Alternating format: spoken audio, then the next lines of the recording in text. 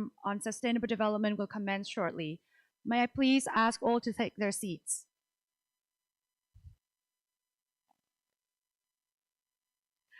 Distinguished delegates, the opening session of the 12th Asia-Pacific Forum on Sustainable Development will commence shortly. May I please ask all to take their seats?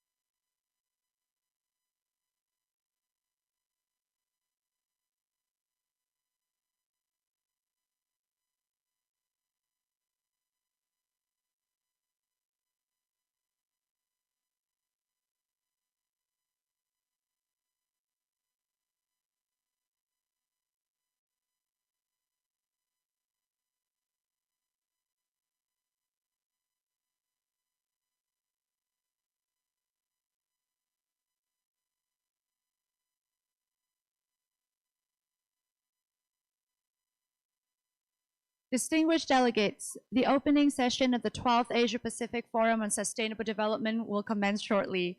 May I ask you to please take your seats?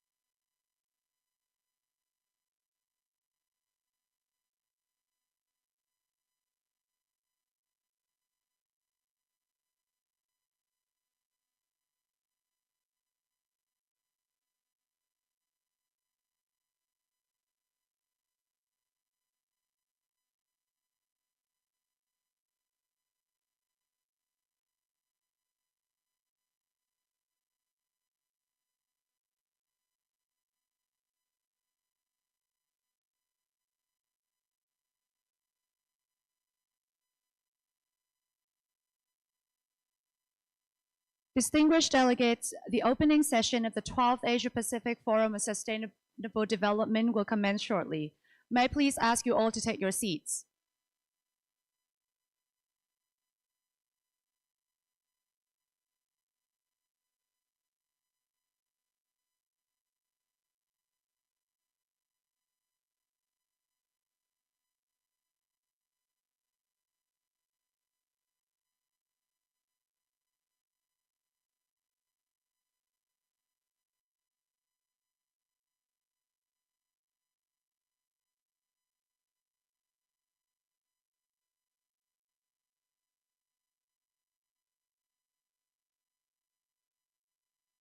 Distinguished delegates, the opening session of the 12th Asia-Pacific Forum on Sustainable Development will commence shortly.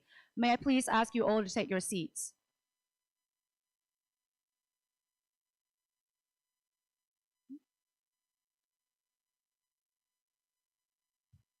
Distinguished delegates, the opening session of the 12th Asia-Pacific Forum on Sustainable Development will commence shortly. May I please ask you all to take your seats?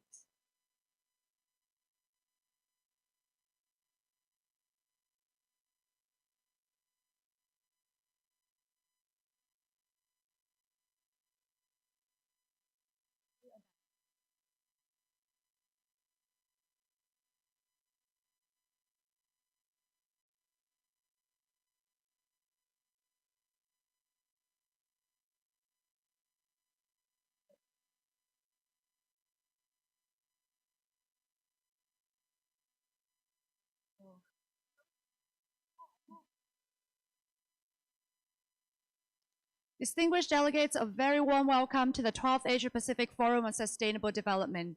Entering the rostrum now are our distinguished delegates.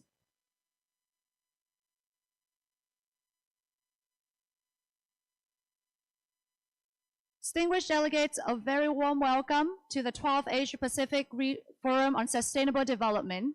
Entering our rostrum now are our very distinguished delegates who will be on the rostrum today.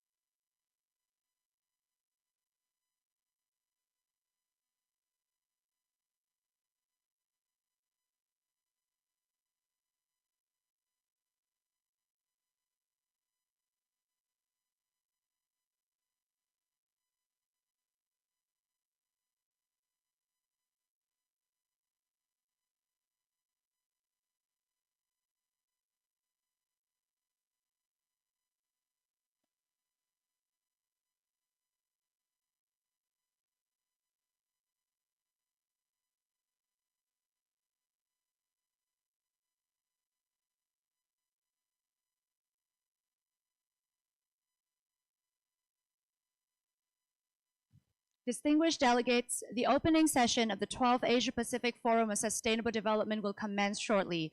May I please ask you to take your seats?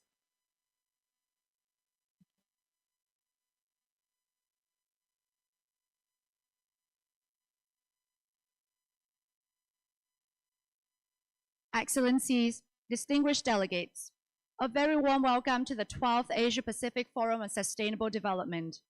Kindly note that simultaneous interpretation of the proceedings is provided for 4 official languages of the United Nations, used by ESCAP for the purpose of facilitating communication.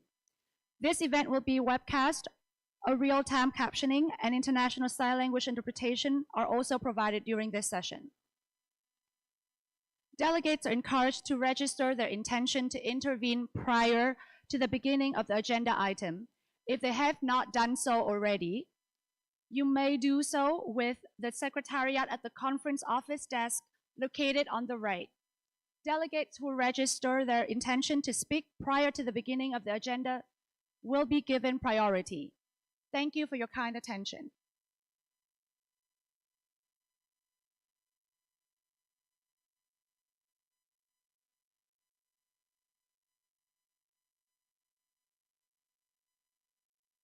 May I now draw your attention to an opening video of the 12th Asia Pacific Forum on Sustainable Development that has been prepared for this forum.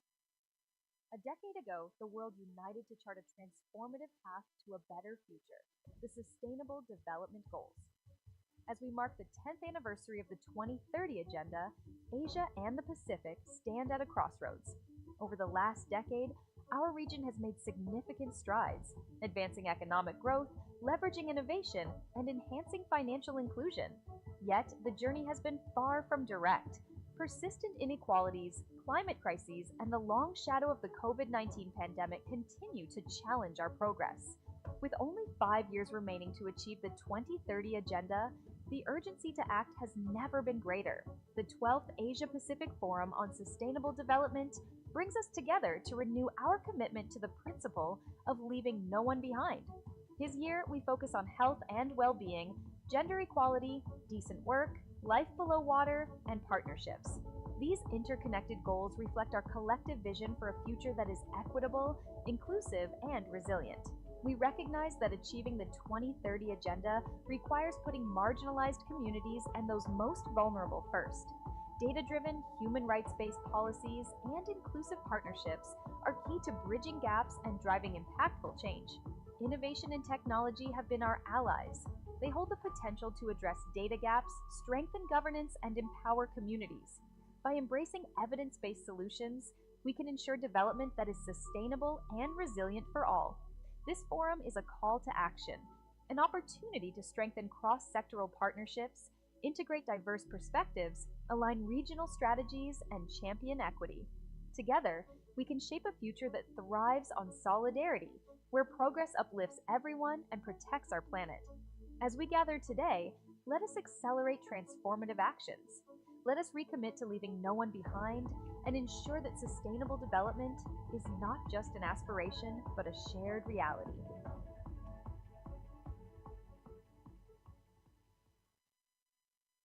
Thank you for your attention. Excellencies, distinguished delegates, I'm pleased to now turn the proceedings over to Mr. Hirohito Toda, Deputy Executive Secretary of ESCAP, to conduct the opening ceremony on behalf of the outgoing chair of the 12th APFSD.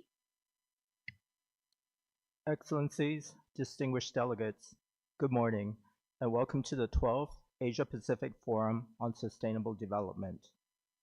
I would like to begin by inviting Ms. Armida Salcia Alisjabana, Undersecretary General of the United Nations and Executive Secretary of ESCAP, to deliver her opening remarks.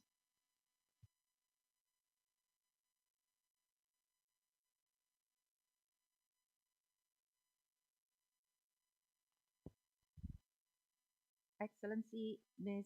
Sabida Taiset, Deputy Minister of Interior of the Royal Thai Government, Excellencies, distinguished delegates, ladies and gentlemen. It is my honor to welcome you to the 12th Asia-Pacific Forum on Sustainable Development. Sustained economic growth in Asia and Pacific has lifted millions out of poverty. The attainment of the SDGs yet remains beyond our grasp. As we review the regional implementation of the 2030 Agenda for Sustainable Development, we can already largely foresee our likely trajectory over the next 5 years. With only 5 years remaining until 2030, we must prioritize and focus on actions that have strong multiplier effects across different sectors so that we move closer to as many targets as possible. Regional solidarity and concerted actions in line with our Pact for the Future will furthermore be critical. Complementarities of our efforts at regional, sub-regional, as well as national levels should be its foundation. Excellencies, our region faces economic, environmental, and social uncertainties. First, climate change remains our most defining challenge. With recent years the warmest on record, we are rapidly approaching the 1.5 degrees threshold. Its effects on agriculture, health, human settlements, and disasters will alter the way we live. Given the size of our regional economy, our accelerated shift towards renewable energy and regional power system will significantly reduce global carbon emissions, improve air quality, enhance energy security, and drive sustainable growth. Integration of cooling solutions into sectoral policies could counter rising global temperatures. Investment in climate adaptation could safeguard communities across the region against the escalating impacts of climate change. Such measures would allow us to attain our goals of good health, or SDG 3, decent work and economic growth, or SDG 8, sustainable cities and communities, or SDG 11, and responsible consumption and production, or SDG 12. Second, a fundamental demographic shift is taking place. Our youth are our greatest assets. How we invest in our future generations and allow them to be innovative, inclusive, and resilient will determine our future. This calls for better education, health, and youth employment, especially in countries where the labor force has yet to peak. We must likewise address the demographic challenges posed by aging population, especially in countries still developing. With many generations coexisting together, greater labor force participation, social protection, and intergenerational collaboration are needed to ensure that everyone, including women, older generations, and persons with disabilities, remains well integrated into society. Such measures will also enable us to attain our goals of no poverty, or SDG 1, zero hunger or SDG 2, and gender equality or SDG 5. Excellencies, given these transitions, we must redouble efforts to promote technological change while maintaining fiscal stability, the principal means to ensure sustainable development. Technology allows us to expand the limitations of today to the possibilities of tomorrow. Innovations will restructure our economies, bring new opportunities, and reweave the fabric of society. Universal access to digital technologies, new technology applications, and data and connectivity will revolutionize education, healthcare, as well as urban development. Without proper governance to safeguard data privacy and promote responsible use, however, the technological change necessary to expand our possibilities could deepen existing divides. Similarly, the limited fiscal space and high borrowing costs curb the investment necessary for sustainable development. With debt servicing a significant share of government revenues, some countries spend more on interest payments than healthcare. Effective mobilization of revenue through improved tax administration, as well as increased private sector financing through strengthened financial regulation and monitoring, as well as deepening of domestic banking and capital markets will be key. Official Development Assistance, or ODA, must prioritize countries with high vulnerability to shocks, as well as large development financing gaps. Urgent solutions to address crippling debt are needed. Recipient countries, meanwhile, must ensure accountable and productive use of borrowed funds and effective public debt management. And finally, we must embrace new financing mechanisms, such as climate bonds and carbon pricing, to support the transition towards a climate-resilient future. Excellencies, our progress in Asian Pacific will largely determine the attainment of sustainable development globally. With the technology and finance that drive the world now largely coming from the region, the means to attain sustainable development lie within us. As we take stock of our progress and chart the course for our future, our commitments must be translated into concrete actions. Only together can we deliver a future where no one is left behind. With these words, I thank you and wish you all a very successful forum. Thank you very much.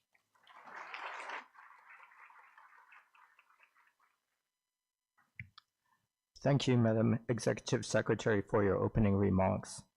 Next, it is my honor to welcome Her Excellency, Ms. Sabida Thaised, Deputy Minister of Interior of Thailand, to deliver her special address on behalf of the host government.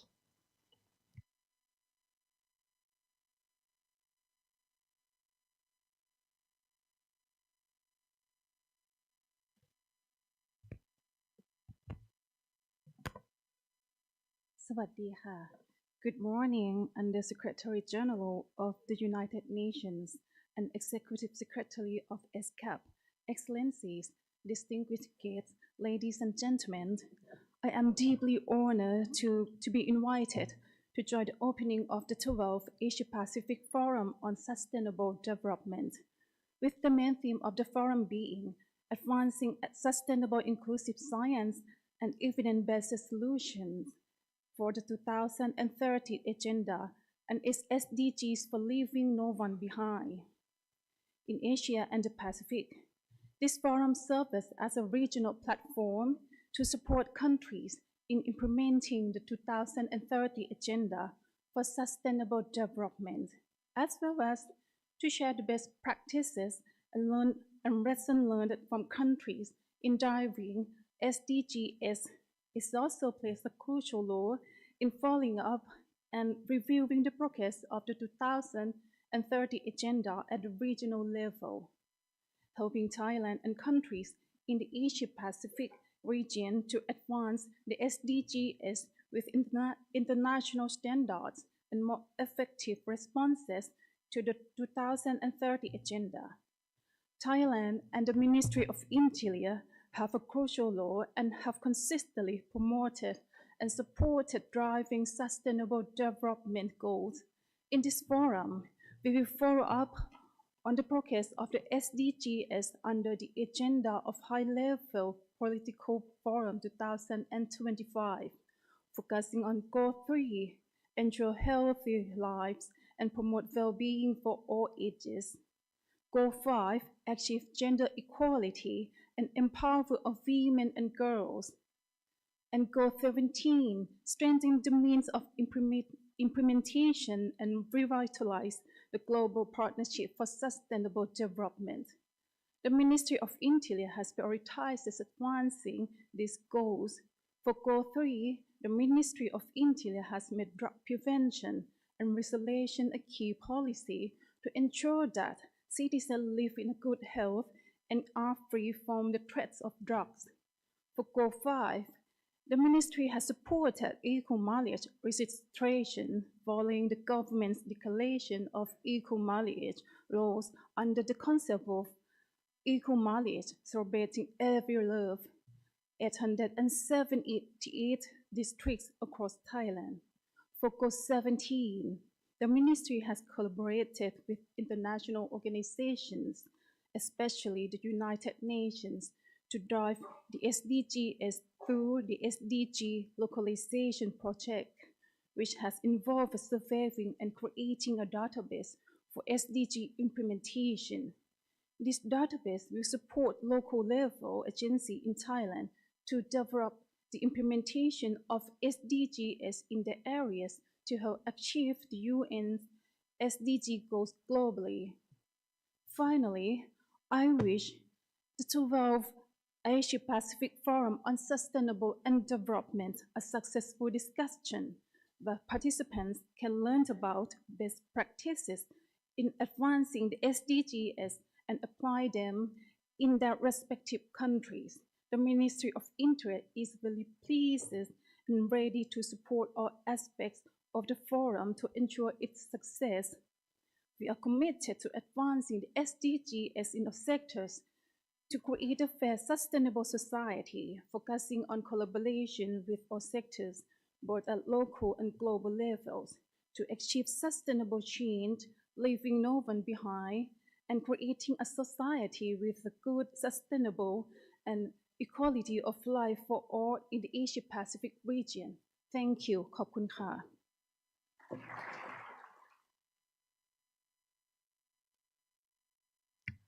Thank you, Your Excellency, for your insightful thoughts. It is now my pleasure to introduce a video message from His Excellency Mr. Bob Ray, President of the United Nations Economic and Social Council. May I request the video to be played? Excellencies, distinguished delegates, ladies and gentlemen. I'm very honored to address the 12th Asia-Pacific Forum on Sustainable Development. Your work at the regional level is integral in translating our international commitments to the country and the local level so that everything is joined up. This year, the High-Level Political Forum will review progress on 5 SDGs. SDG 3 on good health and well-being, SDG 5 on gender equality, SDG 8 on decent work and economic growth, SDG 14 on life below water, and SDG 17 on the importance of partnerships for all the goals. As we conduct this review, we must recognize our achievements and identify areas where we need to intensify our efforts. Let me just give you one example. Achieving SDG 5 will require us to tackle violence against women and girls, systemic discrimination, and unequal access to education and healthcare.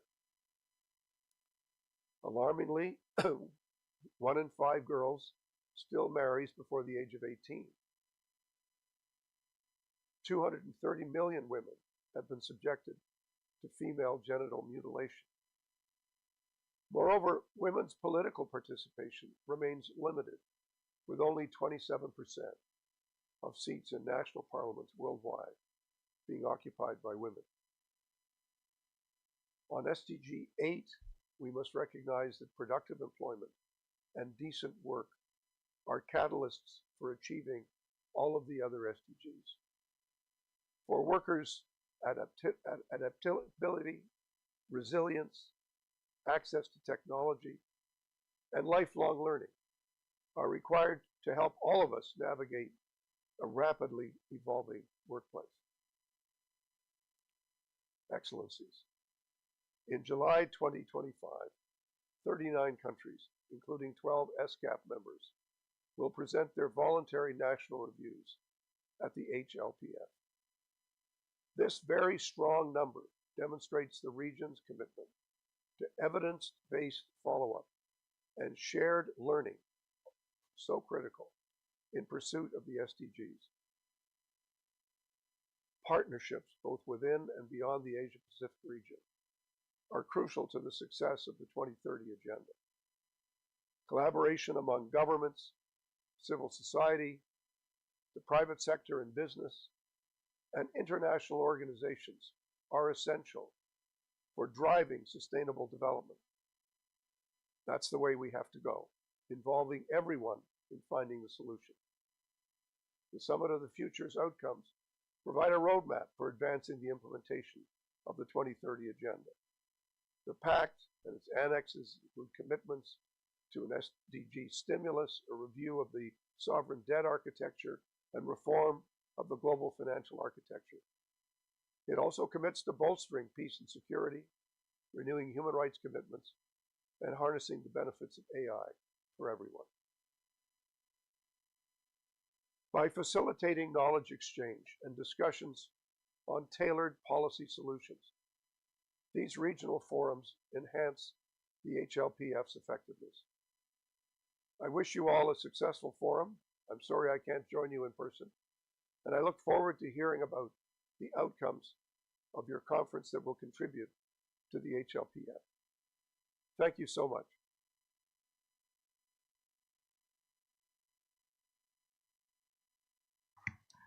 Thank you for the video message. I now have the pleasure to introduce a video message from Mrs. Armina Mohammed, Deputy Secretary General of the United Nations, to deliver her special remarks. May I request the video to be played? Excellencies, ladies and gentlemen, I thank the government of Thailand for hosting this important forum, and Executive Secretary, my sister Ibu Armida Alisabana, for bringing us together. We stand at a critical juncture in history, where our actions over the next 5 years will define the future of our planet and its people. All of you here today share the immense responsibility of steering the Asia-Pacific region towards a sustainable and prosperous future. Excellencies, the 2030 Agenda for Sustainable Development is not just a set of goals, it is our collective promise to future generations. Yet globally, only 17% of the Sustainable Development Goals are on track. Progress on almost a third of targets has stalled or gone into reverse. Here in the Asia-Pacific, less than a sixth of the SDG targets will be met on current trends. Though economic growth has lifted millions out of poverty, it has been uneven, and a series of global crises have disproportionately affected vulnerable populations. 5 years to the 2030 deadline, we need urgent action to get the goals back on track. The Pact for the Future agreed by countries last year includes commitments to action to turbocharge sustainable development. We must come together to ensure they are delivered. Excellencies, the region has immense potential to accelerate SDG progress through action to harness the power of technology, accelerate the energy transition, and transform food systems, driving progress across all the goals. You are a global leader in digital innovation and connectivity. You have accessible emerging technologies, and you are transforming financial inclusion and service delivery through rapid fintech adoption and initiatives. The Republic of Korea's Digital New Deal and Thailand's Big Data Initiative are prime examples. The region is also uniquely positioned to lead the global energy transition. You are rapidly deploying clean energy and embracing cross-border energy integration. Initiatives like the South Asia Hydropower Trade and the ASEAN power grid are enhancing energy security while reducing emissions. And innovations in food systems, such as regenerative agriculture in India, are improving sustainability and food security. Excellencies, accelerating action requires regional collaboration. With a common vision of sustainability and prosperity, we can create new opportunities for economic resilience and social progress. And strengthened financial cooperation can enhance cross-border connectivity and drive regional supply chain integration. The United Nations and the Regional Economic Commission will continue to work closely with resident coordinators and the UN country teams to strengthen support for sustainable development across the region, helping to forge investment paths, shape policy and regulatory frameworks, and garner support from United Nations agencies and partners, including multilateral and regional development banks and private investors. The strong link between the regional economic commissions and our resident coordinators since the reforms made by Secretary General Antonio Guterres have been critical in bringing together our policy and operational assets in ways we had not witnessed before. It gives me great hope that we can build on this strong foundation to step up our support to each country in Asia and the Pacific as you strive to accelerate action and protect our ambition for people and planet. I urge all of you to make the most of the opportunities this year to accelerate action. Beijing +30, to the 4th Conference on Financing for Development, and the World Social Summit, the 4th Food Systems Summit stocktake, and COP30. Use your voice to ensure that the needs and the priorities of this region shape action over the coming years, so that together we ensure sustainable development that truly leaves no one behind. Thank you.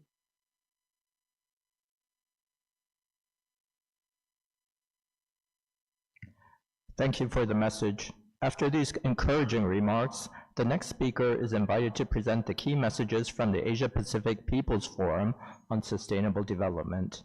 I'm pleased to invite Ms. Bina Palikal to deliver the statement. My name is Bina Palikal and I'm representing the Asia Dalit Rights Forum, the Asia Pacific Regional Civil Society Engagement Mechanism, and stakeholder group of communities discriminated on work and dissent. Her Excellency Ms. Armida Salsaya, Excellency Ms. Sumeda, His Excellency Mr. Bob Ray, Her Excellency Ms. Amina Mohammed and Ms. Shayal Nand, ladies and gentlemen, it is my pleasure to speak before you today. We're living in a world where inequalities are growing, cost of living and debt crises have amplified, and the triple planetary crisis endangers our existence. This has a disproportionate impact on the most marginalized communities, indigenous, people with disabilities, CDWD, Dalit, women, and LGBTQI, among many others left furthest behind. It is disheartening to note that we are miserably off track on the SDGs, and in fact regressing on many of the goals being reviewed this year. We, as a region's civil society organized in 17 constituencies and 5 sub-regions from 38 countries, have deliberated on our collective progress and challenges to propose people's recommendations rooted in the principles of non-discrimination, equity, and justice. We really hope that through critical reflection and collaborative action, supported by a political will, we will be able to alter the SDGs implementation. I present to you some recommendations that has come out of the People's Forum. On Goal 3, health, ensure that the right to health is recognized as a fundamental human right across countries in the region, extending not only to timely and appropriate health care, but also to the underlying determinants of health for universal public health coverage. Goal 5, gender equality. Governments, regional organizations, and civil society must actively counter attempts to reverse progress on gender equality and safeguard the principles of international conventions, agreements, frameworks, and laws that affirm equal rights and dignity for all, supported by gender-responsive budget and robust accountability. On decent work, develop national employment policies to create unionized, decent jobs in line with ILO standards to guarantee the fundamental rights of all workers, including digital labor markets, migrant workers, workers in informal economy and precarious situations, ensure universal social protection systems to cover the most often excluded informal migrant, digital platform, and unpaid care workers, and to address climate change impacts. Goal 14, Life Underwater, implement the FAO's small scale fisheries guidelines as a blueprint for equitable and responsible governance, and national and local governments should include provisions of sustainable fishery subsidies in their climate adaptation policies to mitigate the adverse impacts of the climate crisis. Partnerships for Goal 17, reform the international financial architecture through the establishment of the UN Convention on International Development Cooperation to democratize global governance of development, enact progressive taxation, including wealth tax, and the adoption of equitable tax policies to eliminate tax evasion and harmful tax incentives accorded to multinational corporations, robbing distressed developing countries of vital resources. Moreover, permanent cancellation of sovereign debt through a UN-led multilateral debt workout mechanism, undoing the current ad hoc creditor-centric fragmented process, paving way for the UN Framework Convention on Sovereign Debt to ensure a more comprehensive, inclusive, just, human rights and sustainable option. Please note that we cannot afford the corporate capture of our multilateral processes in the name of private financing, innovation, or efficiencies to safeguard the democratic character of a multilateralism in line with the UN Charter. Finally, we would like to call on all states and UN agencies to commit to comprehensive redressal of systemic barriers, centering people and the planet over profits, in line with the principles of equity and inclusivity to realize development justice for a far better world for our tomorrow. Thank you.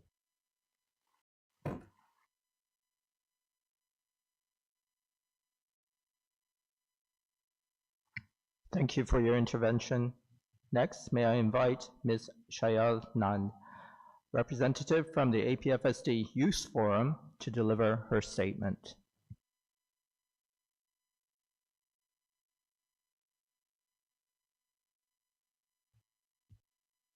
Respected dignitaries and delegates, Ms. Armida Salsai Alisjabana, Executive Secretary, United Nations Economic and Social Commission for Asia and the Pacific, Her Excellency Ms. Sabida Taiset, Deputy Minister of Interior Thailand, His Excellency Mr. Bob Ray, President of the United Nations Economic and Social Council, Ms. Amina Mohammed, Deputy Secretary General of the United Nations, and Ms. Bina Parikal, representative from the Asia Pacific People's Forum, and everyone present in the hall today.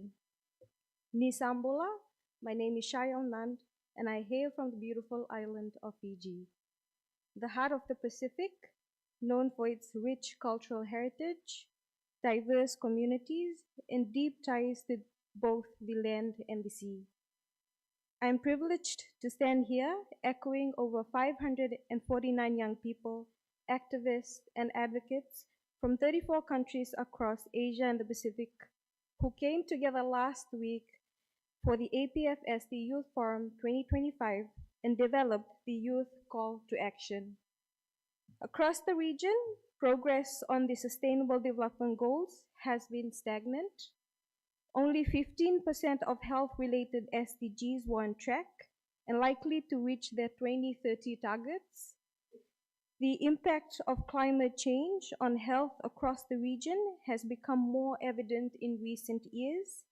Extreme weather events have led to increased outbreaks of waterborne diseases and worsened food security in at-risk regions.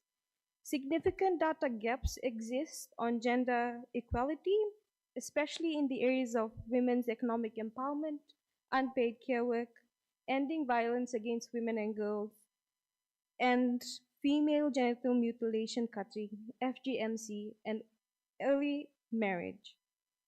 Asia and the Pacific is home to more than half of all unemployed youth, accounting for nearly 57%. Youth people are not immune to these grim realities, including conflicts, geopolitical tensions, violence, and a decline in human rights. We hope to be recognized as the agents of change who, if given the opportunity, skills, and platform, can bring inclusive, sustainable, innovative, and evidence-based solutions to drive revolutionary changes. We call for special attention to the needs of young people affected by conflict and climate disasters, young people with disabilities, young people from rural and indigenous communities, sexual and gender minorities, different racial, ethnic, and religious groups, and those left behind because of their socioeconomic status. We present these recommendations and demand that no young person in all our diversities be left behind. We ask for you to accelerate and invest in public, youth-friendly, inclusive, and accessible healthcare facilities across all countries in the region, including comprehensive sexual and reproductive health, adolescent health, and mental health services. Eliminate gender-based discrimination, violence, and harmful practices such as FGMC and early and forced marriages, and integrate comprehensive sexuality education into school curriculums for both in and out of school for young people. Invest in and improve access to quality formal and non-formal education, technical and vocational education and training, and skills development for decent work and livelihoods of young people in all our diversities. And this includes ending discriminatory detention practices, decriminalization of sex work, and guaranteeing the right of refugees to access decent and dignified work. Encourage and finance youth entrepreneurs working towards sustainable solutions for people and the planet. Finance and facilitate gender and youth-responsive climate actions, including the transition to a green economy through the promotion of green jobs, and ensuring stronger accountability from high-emission industries, large corporations, and fossil fuel industries. And lastly, ensure substantial, meaningful, and inclusive youth engagement and leadership in policy making, monitoring, and implementation of all national and regional policies, and not forgetting international multilateral mechanisms. It is time to move beyond conversations, trust young people with inclusive, innovative, and science-based solutions, and facilitate intergenerational linking and learning for cohesive, sustainable development agenda. The choices we make today will shape the world for present and future generations to come. Vinaka, and thank you.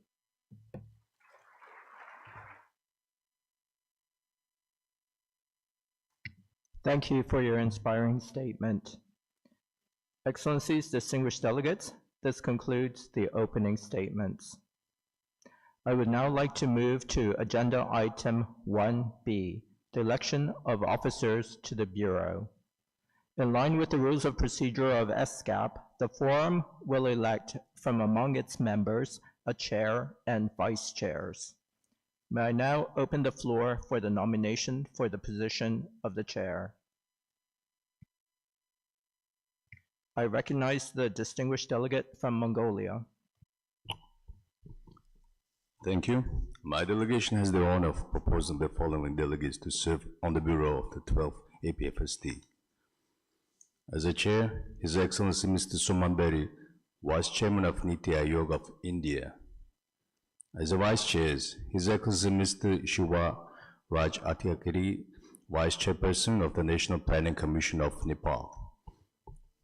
His Excellency Mr. Florian Yetelman, Assistant Secretary, Department of Resource and Development, Federation of State of Micronesia. Mr. Chencho, Director Office of the Cabinet Affairs of Strategic Coordination, Cabinet Secretariat of the Royal Government of Bhutan.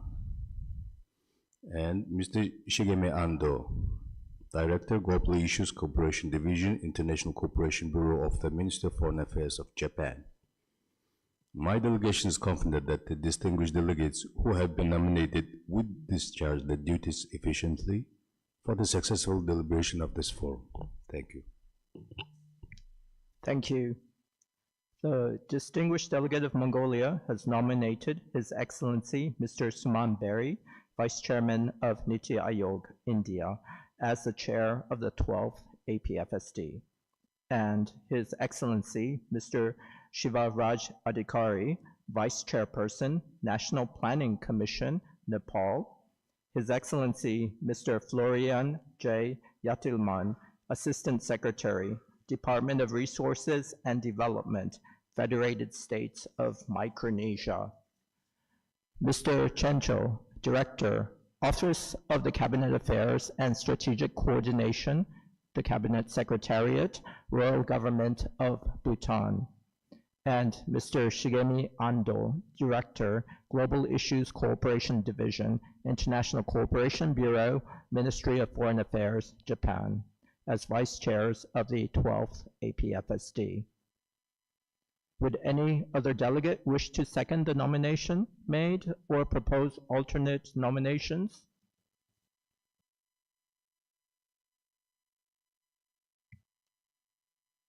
I recognize the distinguished delegate of Bangladesh. Thank you, Chair.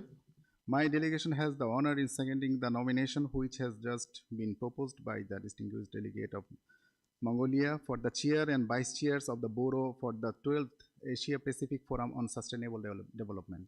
My delegation has full confidence in the proposed chair and vice chairs in discharging their duties for a successful deliberation. Thank you very much. Thank you. Are there any other nominations?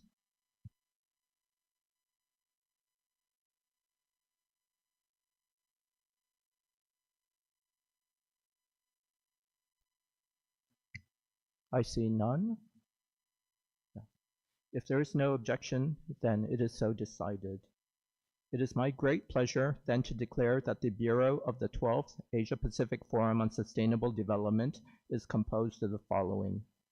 As Chair, His Excellency Mr. Suman Berry, Vice Chairman, Niti Aayog, India, and as Vice Chairs, His Excellency Mr. Shiva Raj Adhikari, Vice Chairperson, National Planning Commission of Nepal, His Excellency Mr. Florian J. Yatilman, Assistant Secretary, Department of Resources and Development, Federated States of Micronesia, and Mr. Chencho, Director, Office of the Cabinet Affairs and Strategic Coordination, Cabinet Secretariat, Royal Government of Bhutan.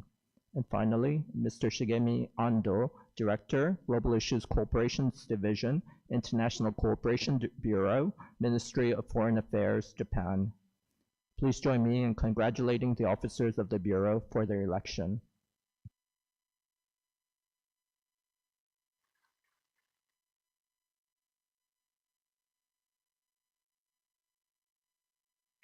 Excellencies, distinguished delegates, it is now my honor to invite His Excellency Mr. Suman Berry, Vice Chairman, Niti Aayog, India, Chair of the 12th APFSD, to conduct this meeting from this point forward. But before we start, we would like to conduct a group photo. Thank you. Thank you. May I now invite the Chair, Vice Chairs, the Executive Secretary of ESCAP, Her Excellency Ms. Sabita Thaiset, and the opening speakers to step around to the front on stage for a photo.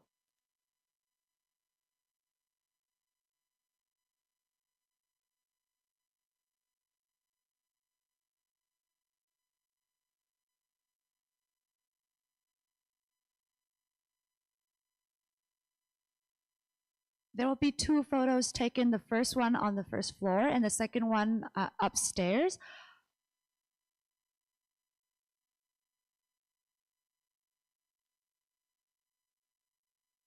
So for the first photo, please direct your eye towards our photographers on the first floor.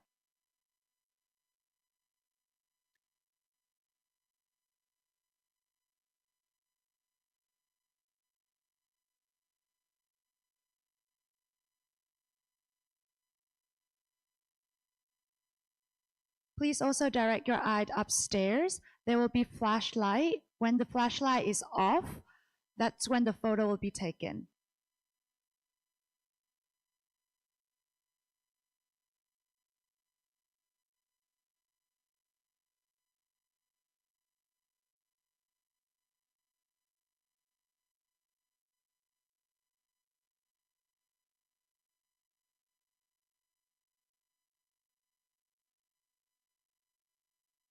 Yeah, for the second photo, please direct your eye upstairs in the interpretation booth.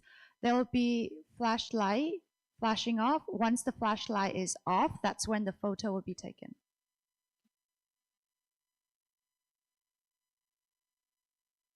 Thank you. May I now invite heads of country delegations to come to the front to join the speakers for a group photo.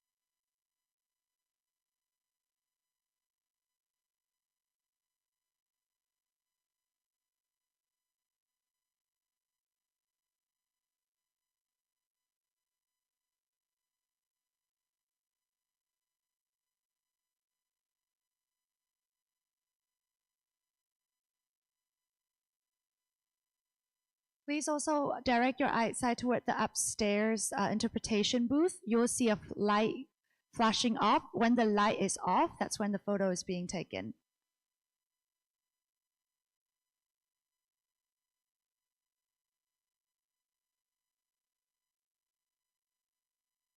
Okay, thank you, and kindly return to your seats, Excellencies. The meeting will now continue without any break.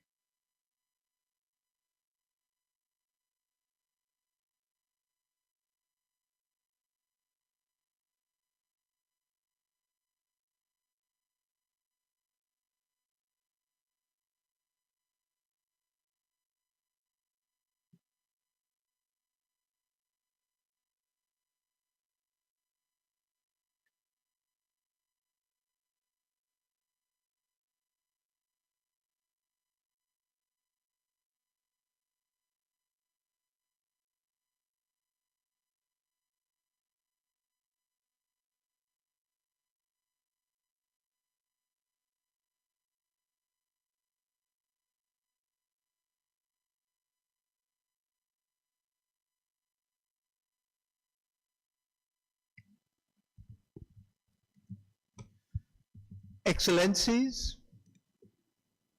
Madam Executive Secretary, distinguished delegates, I thank you all for the confidence placed in me and the great honor that you have bestowed on my country and on me. Together with the Honorable Vice Chairs and with the support of the ESCAP Secretariat, I shall endeavor to discharge the responsibilities of serving as your chair to the very best of my abilities. This forum serves as an important platform for us to meet and review the progress and discuss the priorities moving forward in fast pace to achieve the Sustainable Development Goals by 2030. As chair of this 12th Asia Pacific Forum on Sustainable Development, I shall do my best to ensure that the meeting achieves its objectives and produces meaningful outcomes. I will rely on the support of the members of the Bureau and the spirit of cooperation involvement of all distinguished delegates. With this in mind, I invite you all to contribute actively to the discussions of the coming days as we work together towards advancing the cause of sustainable development. Excellencies, distinguished delegates, we will now move to agenda item 1C, adoption of the agenda. The provisional agenda for the 12th Asia Pacific Forum on Sustainable Development is contained in document ESCAP slash RFSD slash 2025/1. Does any delegation have any comments on the agenda?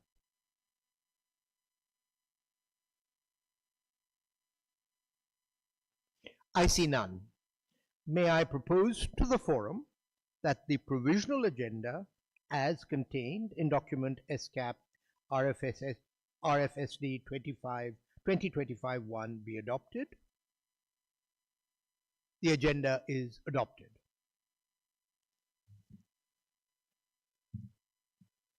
Distinguished delegates, I thank you for adopting the agenda of the 12th Forum. Before we move on, and in order to facilitate the conduct of the forum, I now turn to the matter of statements in exercise of the right of reply during the meetings of the forum.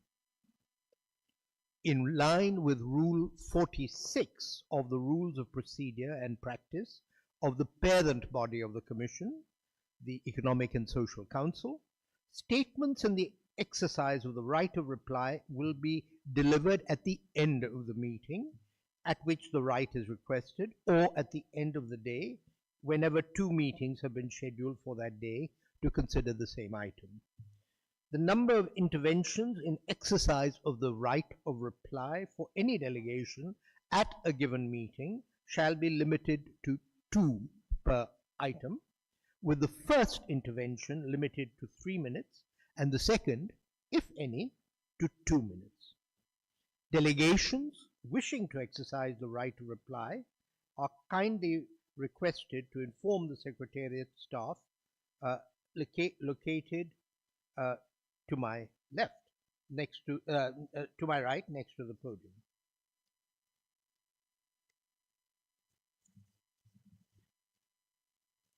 Excellencies, distinguished delegates, we shall now take on agenda item 2, advancing sustainable, inclusive, science and evidence-based solutions for the 2030 agenda and its sustainable development goals for leaving no one behind in Asia and the Pacific.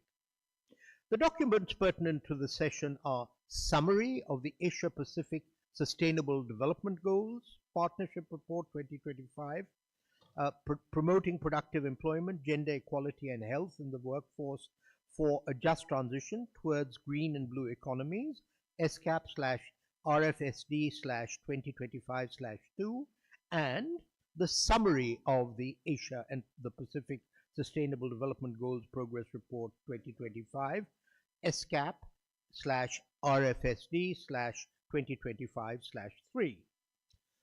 Guided by the overall theme of the 2025 High-Level Political Forum on Sustainable Development, this morning session will examine the interlinked issues across the goals under review at this forum, which are Goal 3 on good health and well-being, Goal 5 on gender equality, Goal 8 on decent work and economic growth, Goal 14 on life below water, and Goal 17 on partnerships for the goal. With the workforce as the main entry point, our discussion will focus on the theme of, quote, promoting productive employment, gender equality and health in the workforce in Asia and the Pacific, unquote. The Asia-Pacific region's 2.1 billion strong workforce is key to achieving the SDGs, yet decent work remains in shortage. With 1.4 billion in informal jobs, many face low wages, unsafe conditions, and lack social protection or health care. Over half the population has no social protection, and 1/3 lacks healthcare access. Women face added barriers, burdened by unpaid care work and concentrated in low productivity sectors. Emerging megatrends further amplify these challenges, underscoring the urgent need for a skilled, gender equal, and protected workforce capable of adapting to change. Against this background, the region requires accelerated actions and more effective ways that can drive transformative solutions. In this discussion, we hope to share country perspectives, innovative solutions, and good practices from countries that can be scaled up to build a resilient workforce, ensuring that they are well prepared to tackle existing and emerging challenges while contributing to inclusive and sustainable development. For this discussion, we are honored to have Ms. Geeta Sabharwal, Resident Coordinator of the UN to Indonesia, who will moderate the Ministerial panel discussion. May I invite Ms. Sabharwal and the distinguished panelists to come to the rostrum and Ms. Sabharwal to moderate the discussion.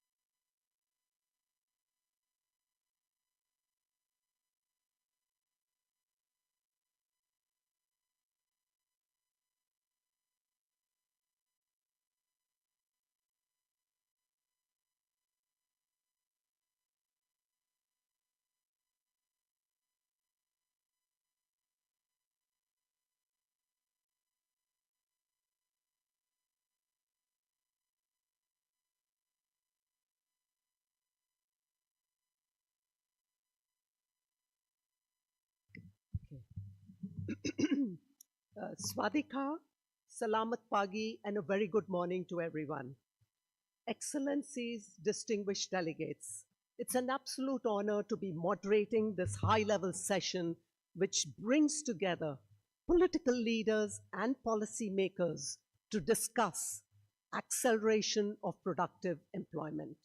We are privileged to have all of you with us today to share your insights, and I'm very much looking forward to that. Strengthening productive employment involves decent work creation, increased social protection, human capital development, and women's inclusion in the workforce as set out by the chair. These are key pillars of the SDGs, and robust interventions are needed to move the needle on them through partnerships between government, private sector, and civil society. Before we proceed with the discussions, let's now take a moment to watch the video that highlights the key takeaways from this year's SDG Progress Report.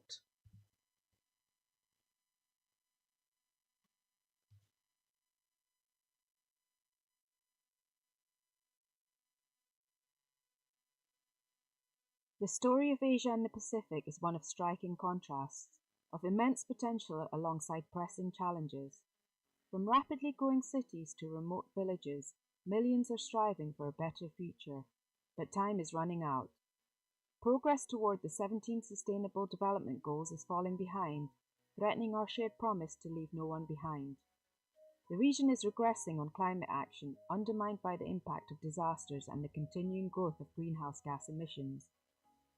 Fossil fuel subsidies and unsustainable production patterns hinder progress towards a sustainable economy. Persistent data gaps hinder a complete understanding of progress, leaving many vulnerable populations overlooked and out of the picture. Despite these challenges, there is reason for hope. Expanded access to mobile networks and investments in infrastructure and connectivity drive progress in industry, innovation, and infrastructure. Additionally, improvements in maternal, infant, and child health contribute to advances on good health and well-being. But the journey is far from over. Of the 169 targets, 50 cannot be assessed, and only 16 targets are on track to be achieved by 2030. Detailed data, particularly on disability, migration, and rural communities, remain limited. Community-driven data is becoming a beacon of hope for addressing critical data gaps, amplifying the voice of those historically excluded. Across the region, local partnerships are gathering vital information to illuminate the realities of those most at risk of being left behind. The grassroots approach empowers policymakers with the tools they need to better target resources and close the gaps. Partnerships between governments, communities, and development actors amplify local voices and leverage community insights. Achieving the SDGs requires bold action, driven by the people who know their challenges best. By investing in community-driven data and fostering collaboration, we can bridge gaps and ensure no one is left behind. Together, we can create a sustainable, equitable, and prosperous future for all.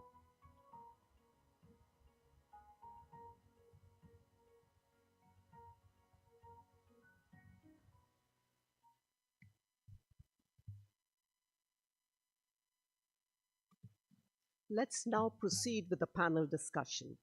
Asia and the Pacific is achieving progress on health and well-being, but less so on SDG 8, which focuses on decent work. Accelerating progress on workers' rights, skill sets, and well-being is critical to a region that is the world's most dynamic, contributing to 60% of global growth, half of global trade, and with a 2 billion strong workforce. 2/3 of these workforce are in the informal economy with low wages, little social protection, and limited access to health security. A large proportion of them are women locked into low productivity sectors with limited pathways for moving up the skills spectrum and accessing vital sources of credit. In Asia and the Pacific, labor markets also changing rapidly, with nearly 9 in 10 private organizations adopting transformative technologies such as AI. STEM is central to new skill sets required for these markets. We need more men and women, especially women in STEM fields, to bridge the skills gap and to facilitate the green and the blue transformation across the region. Sustainability is similarly going to be central to productive employment and just growth across the board. Delivering a just transition, the report that was brought together by ESCAP, ADB, and the UNDP will be launched later this afternoon and shows that the green and the blue transition could generate an additional 9% of new and decent jobs by mid-century, with renewables leading the game. The labor force will also need to be very well positioned to respond to opportunities from rapid urban development, given that every other person is currently living in cities, a number that is going to grow exponentially over the coming decade. The challenges we face are universal across the region, but there is no one-size-fits-all solutions. At this panel, we are privileged to hear from policymakers on how they are putting in place policies and solutions to create new jobs, boost social protection, and develop human capital through skilling and upskilling in partnership with the private sector. By sharing best practices from their country experiences, we will be able to bolster the evidence base for improved policy interventions on productive employment across the Asia and the Pacific. This morning, we have from Indonesia, Bapak Febrian Rudiad, Vice Minister Bapinas, who's going to highlight how Indonesia is scaling up social protection, skills development to match market demands and productive employment in support of the President's vision of achieving 8% growth. From Federated States of Micronesia, we have His Excellency Florian Yatelman, Assistant Secretary, Department of Resources and Development, who will present skills development strategies for a sustainable economy in the context of small island developing states, which are vulnerable to the impact of climate change. From Lao PDR, we have Her Excellency, Ms. Fanit, Permanent Secretary of the Lao Women's Union, who will speak to the experiences of Lao PDR to advance women's increasing participation in the labor market, including through valuing and investing in the care economy. And finally, we have Ms. Kate Lappin, Regional Secretary of the Public Services International for the Asia and the Pacific, who will discuss how workers' voices and rights need to be heard and upheld as economies are transforming.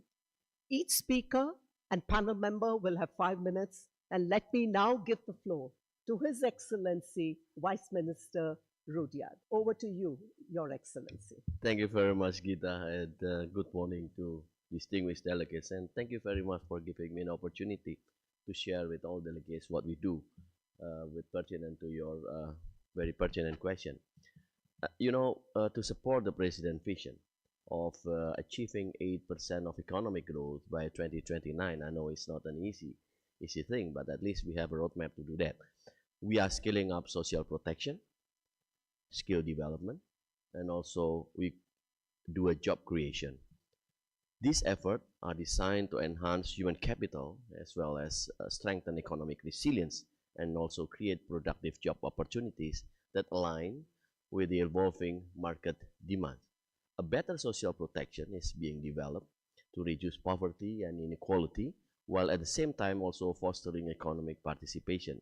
And this includes the expansion of adaptive social assistance, ensuring that programs such as welfare card, in Indonesian language we call it Kartu Kesejahteraan, are more responsive to economic situation and individual needs. The government is also strengthening national social security, or we call it Jaminan Kesehatan Nasional, to achieve universal health coverage for all citizens. Additionally, an integrated universal social registry is now being enhanced to improve targeting and efficiency in the delivery of a social benefit. Parallel to social protection, skills development initiatives are also being intensified to bridge the gap between workforce capability and industry requirement. Vocational education and lifelong learning programs are being expanded, focusing on high-demand sectors such as manufacturing, technology, and also the care economy. Vocational school and polytechnic are being modernized to ensure that graduates are well equipped with practical and also digital skills, including for the green jobs. In addition, reskilling and upskilling programs are being developed to support workers in informal and gig economies, ensuring that they are remain competitive in a rapidly evolving labor market. To accelerate productive employment, the government is promoting industrialization, digital transformation, and entrepreneurship. Fiscal incentive, business-friendly policy, and deregulation efforts are creating an environment that we believe will attract investment in labor-intensive industry, while at the same time, urban centers also are using to transform into economic growth hub. Expanding women workforce participation, supporting MSMEs, and strengthening social insurance mechanism are also a key to ensuring inclusive economic growth. And through these integrated strategies, Indonesia is laying the foundation for sustainable and equitable growth, ensuring that social investment translate into a more dynamic, skilled, and resilient world to drive the nation towards its ambition economic growth. I will stop at that point, Gita. Thank you. Thank you. Thank you, Your Excellency, Bapak Rudyard.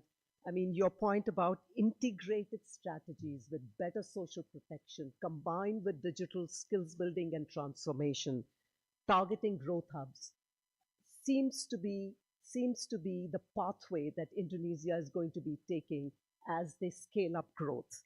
Let's now move to Your Excellency, Florian Yatelman. The floor is yours, sir.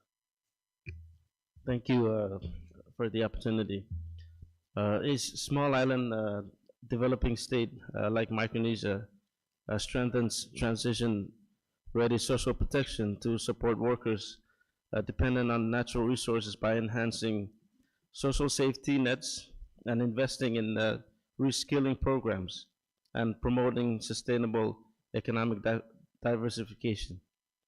Efforts include expanding financial assistance, training of workers for jobs in renewable energy and climate resilient businesses, fostering community-driven adaptation projects, and participation in the development and implementation of the Micronesia's National Adaptation Plan. Policy frameworks integrates transition principles, ensuring social protections align with climate resilience strategies. Additionally, Micronesia looks to leverage international climate financing to fund initiatives that support displaced workers, aiming for inclusive and sustainable shift away from fossil fuel jobs and resource intensive livelihoods. Micronesia, like other SIDS, focuses on livelihood diversification by taking measures to include promoting the shift to sustainable industries like renewable energy, ecotourism, and green technologies through skill building and capacity development programs. Climate adaptation projects, nature-based solutions, climate-smart agriculture, and climate-resilient infrastructure should be able to create alternative income opportunities while supporting small and medium enterprises with technical assistance and market access for sustainable products. The aim is to reduce dependency on resource-intensive activities and help workers adapt to climate impact while ensuring long-term resilience.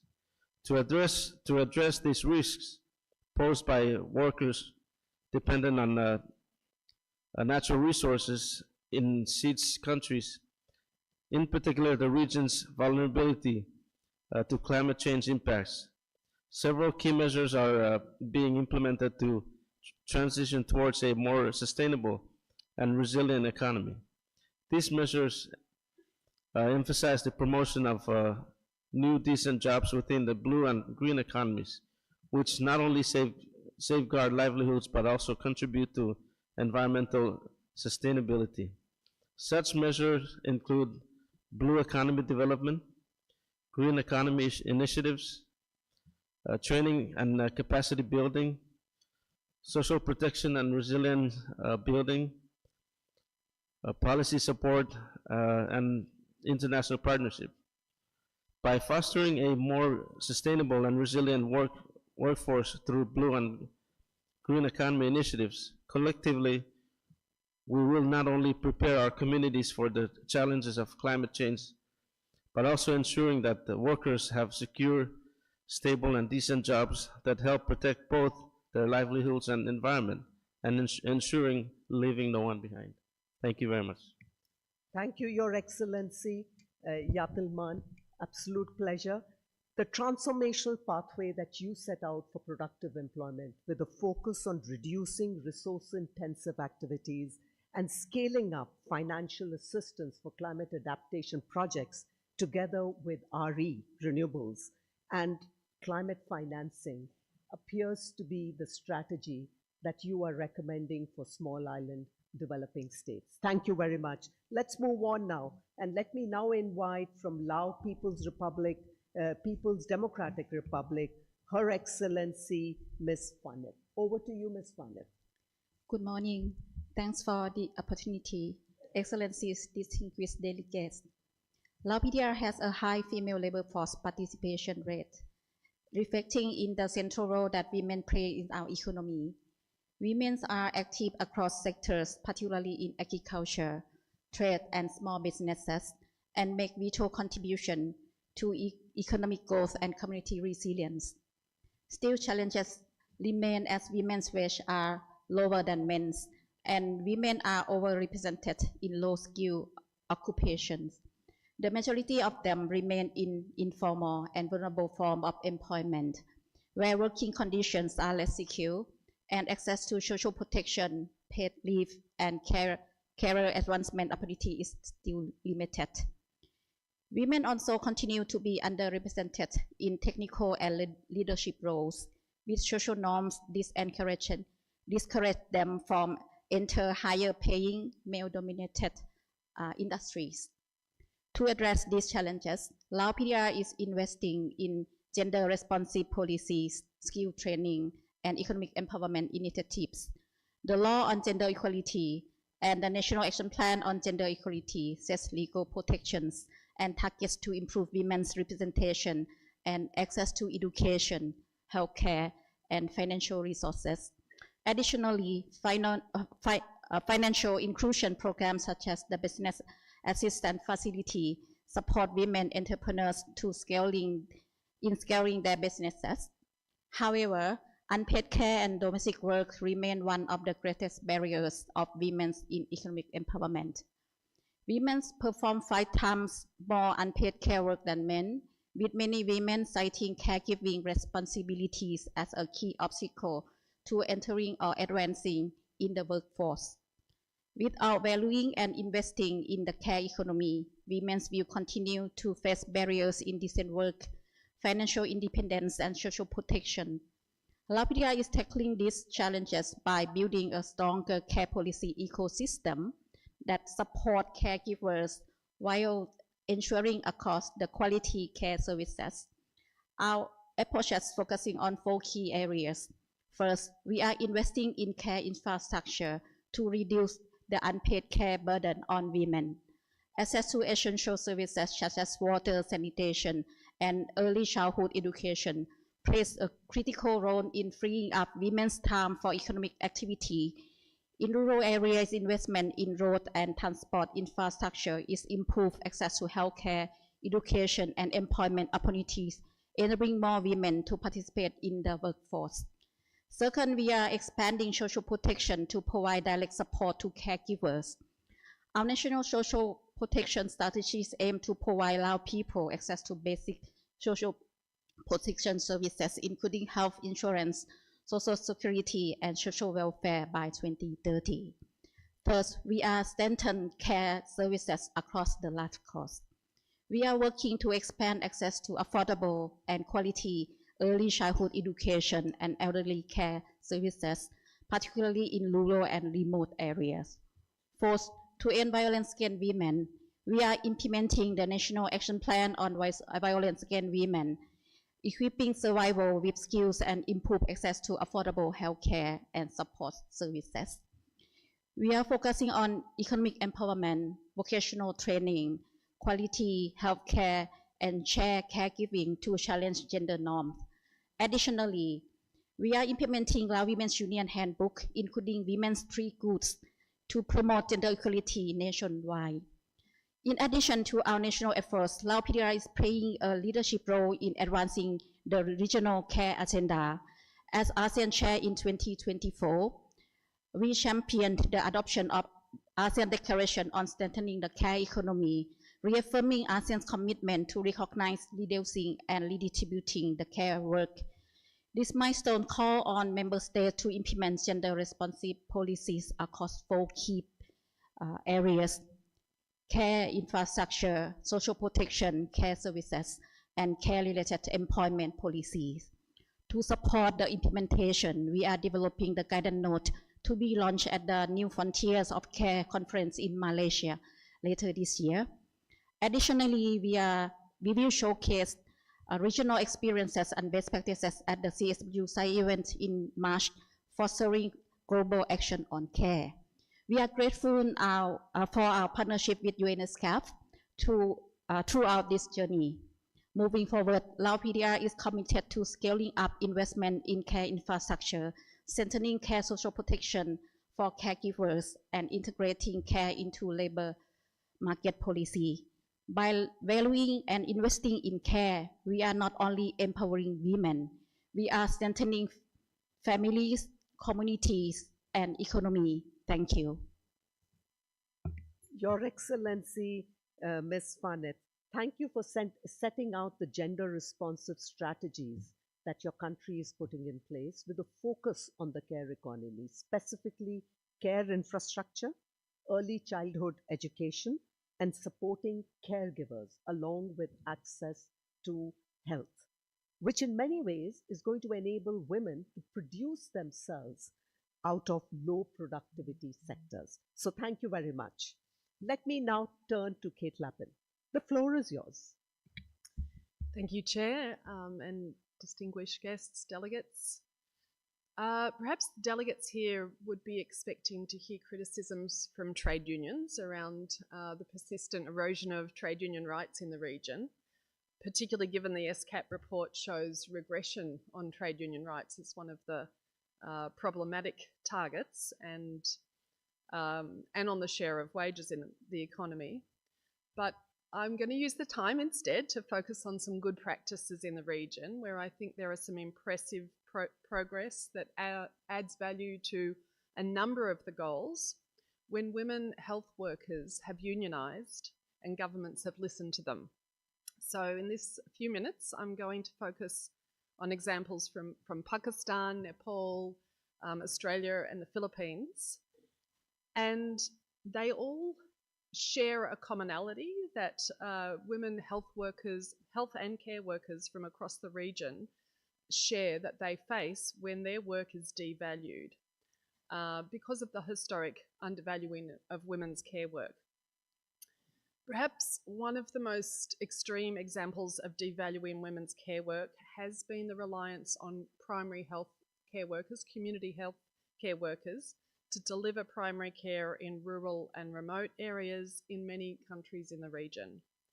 And while these programs are enormously successful in reducing maternal and child mortality, and we see progress in those indicators in SDG 3, and that those women were also critical in the response to COVID, their work has been largely unpaid, and it's often delivered by the most marginalised women. They've received meagre honorariums well below the poverty line.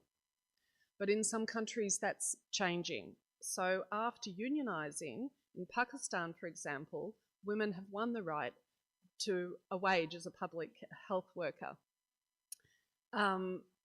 In Nepal, similarly, some local and provincial governments have recognised their work and have begun registering them in social protection schemes, including recently in Kathmandu. And our research has found that there's huge intergenerational benefits for the daughters of those community health workers who are now attending school, often the first woman in their family. There's also large climate benefits as these women are often addressing the climate disasters in the region. Another good example is the efforts some countries are making to close the gender gap, the gender pay gap. That's a huge issue within health and across the region. In Australia, after union campaigns and dialogue with government, a set of equal pay principles were introduced into law that require the tribunal to consider whether the work has been historically undervalued on the basis of gender. The first case to be successful was in aged care, where workers won up to 28.5% increase. In 2024, as a result, the gender pay gap fell from 21.7 to 21.1%. So that's still not good enough, but it's a large change within 1 year. In the Philippines, the Department of Migrant Workers has been established, and it has been conducting tripartite committees to review bilateral labour agreements. And one of the large areas where women migrate in the region is obviously in health and care. And that the department has been consulting on the needs of women health workers who migrate, but also on the needs of workers in the health system within the country, and establishing a review and evaluation committee involving unions from both the Philippines and other countries. Good practice is the Philippines-Germany bilateral agreement, but they are consulting on a number of others.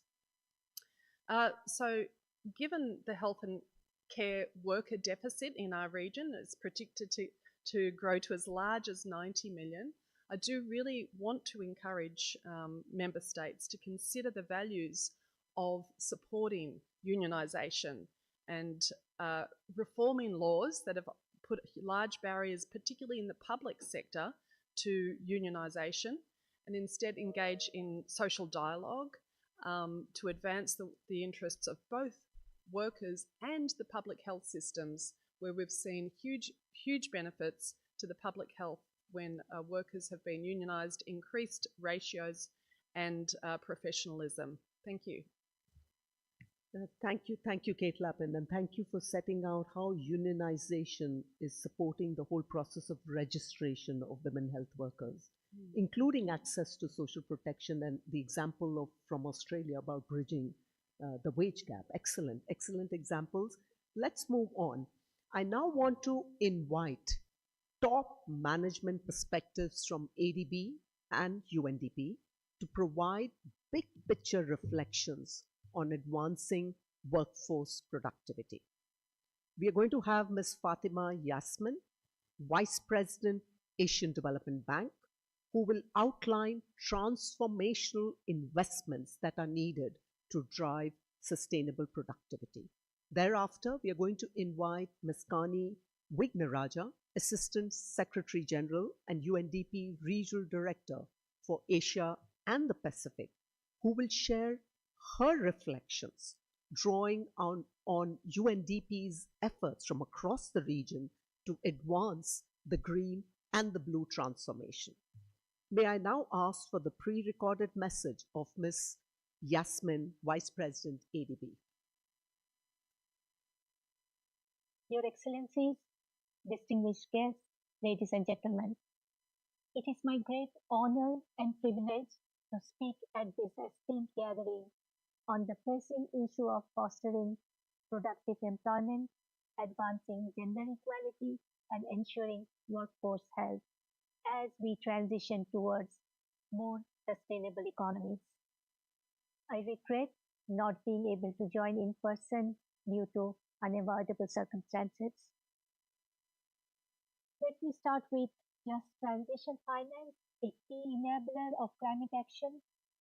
As has been widely acknowledged, the year 2024 has been the hottest year on record.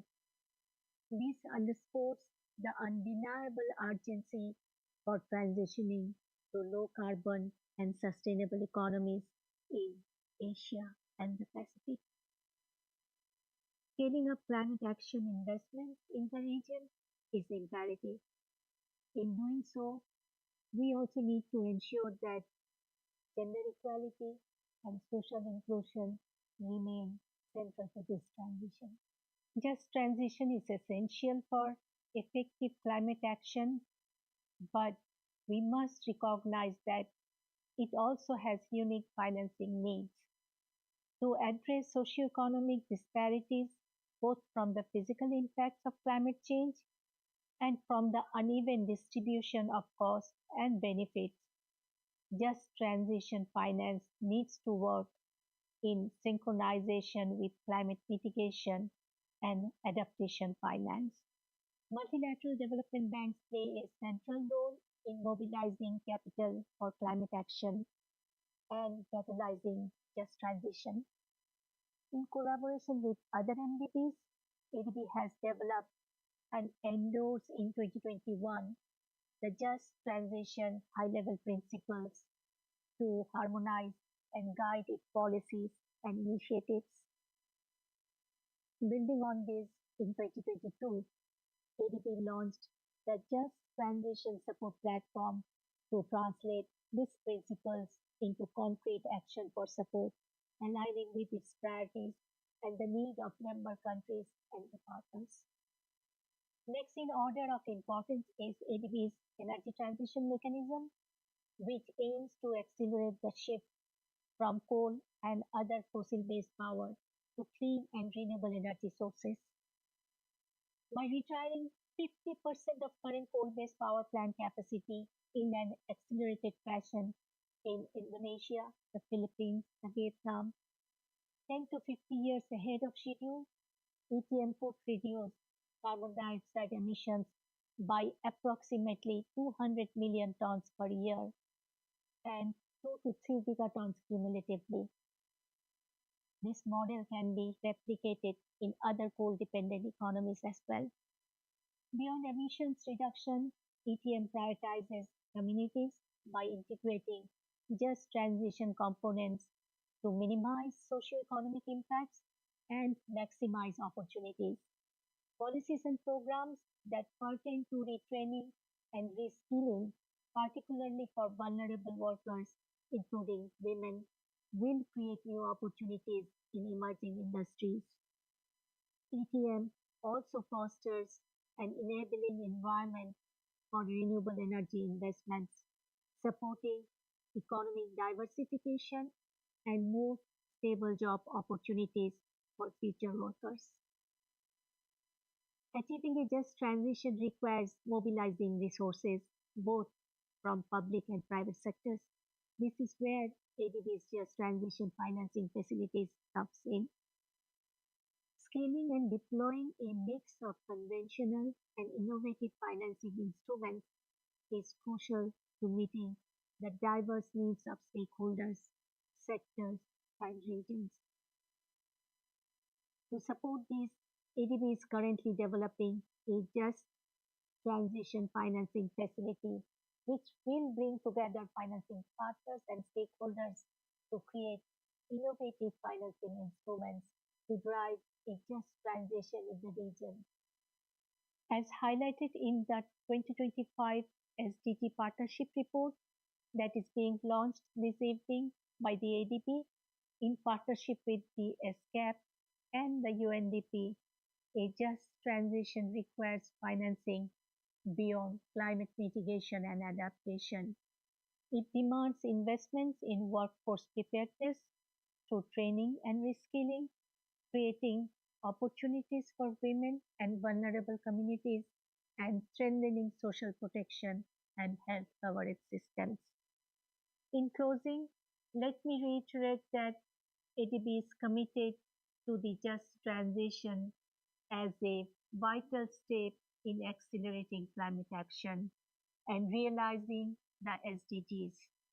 I am confident in our collective ability to build more sustainable, just, equitable, and resilient societies and economies, which will ensure that no one is left behind.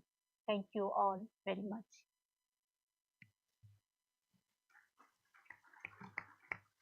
So Vice President Yasmin set out how ADB is scaling up financing for the energy transformation by prioritizing innovative mechanisms with a focus on the just elements of productive employment.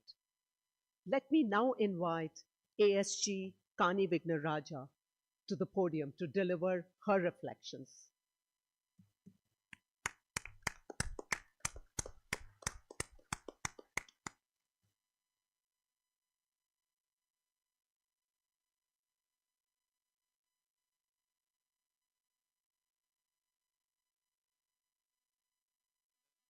And Excellencies, it's wonderful to join all of you here, and thank you to all the panelists, and thank you, Geeta, for managing this session as you do so well.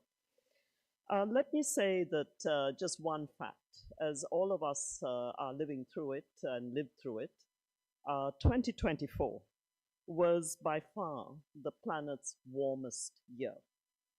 And it was also one of climate extremes. And I think in many parts of our region, we felt this in very, very real ways. So I very much appreciate the views expressed by our panelists that this is not a choice. We have to deliver on the 2015 Paris Agreement, and we can't take too much time thinking and reflecting about it. Now, 3 points that I want to draw on are based on lessons learned of UNDP's work across not just this region, but across the world, but also points reflected in the 2025 Asia-Pacific SDG Partnership Report that will be launched this afternoon, that is, contains joint analysis by ESCAP, ADB, and UNDP. And let me just be very brutally frank about this. First, green and blue transitions, no matter what color we put to this, do leave people behind in the short term. It changes economic structures, especially in agriculture and industry, and most of the countries in this region still have a large informal sector-driven agriculture base. So when we move to a carbon light footprint, we know it will have an impact on current patterns of employment. However, as the report shows, it is the smart choice. So while full decarbonization can create up to 180 million green jobs and blue jobs in this region, that will be by 2050. So what happens in the meantime? Because there will be a gradual shedding of jobs of workers in carbon-intensive industry. And most of these workers in our region come from the informal sector. So if we don't have the funds for the education that keeps up, the means to adjust and include science and tech-driven fields, both in agriculture, industry, in transport, all the high carbon areas, the changeover won't be easy. And I want to pick up something our ADB partner just said. Some of those funds that come to a just transition is indeed for the just part of it. It is not just to modernize industry, agriculture, transport, etc. It is also to look at and provide that helping hand to bridge those who will be pushed off their current forms of income. So to ensure we don't leave too many behind, investing in new skills and new education for the younger workforce is a must. There will be needed the reskilling and the retooling for what I would call that middle group, which often is actually the one in the toughest situation. And then significantly expanding social protection coverage for the older workers, probably as they exit their current livelihoods. Now, a second point is that Asia-Pacific countries, probably as a region, are reaching a higher level of ambition on their national determined contributions. Because the majority of our countries, and two of the countries here represented also on the panel, are pushing for national pledges that are higher. Now, we're not seeing this in all parts of the world. But this also allows carrying the transition in an easier way, because it's calling on both public and private sector investments to actually support this. So UNDP has been working on these NDCs now with over 50 countries, and if I pick 4 or 5 countries in our region, the Philippines, Vietnam, India, and Pakistan, really all upping the level of ambition of their targets.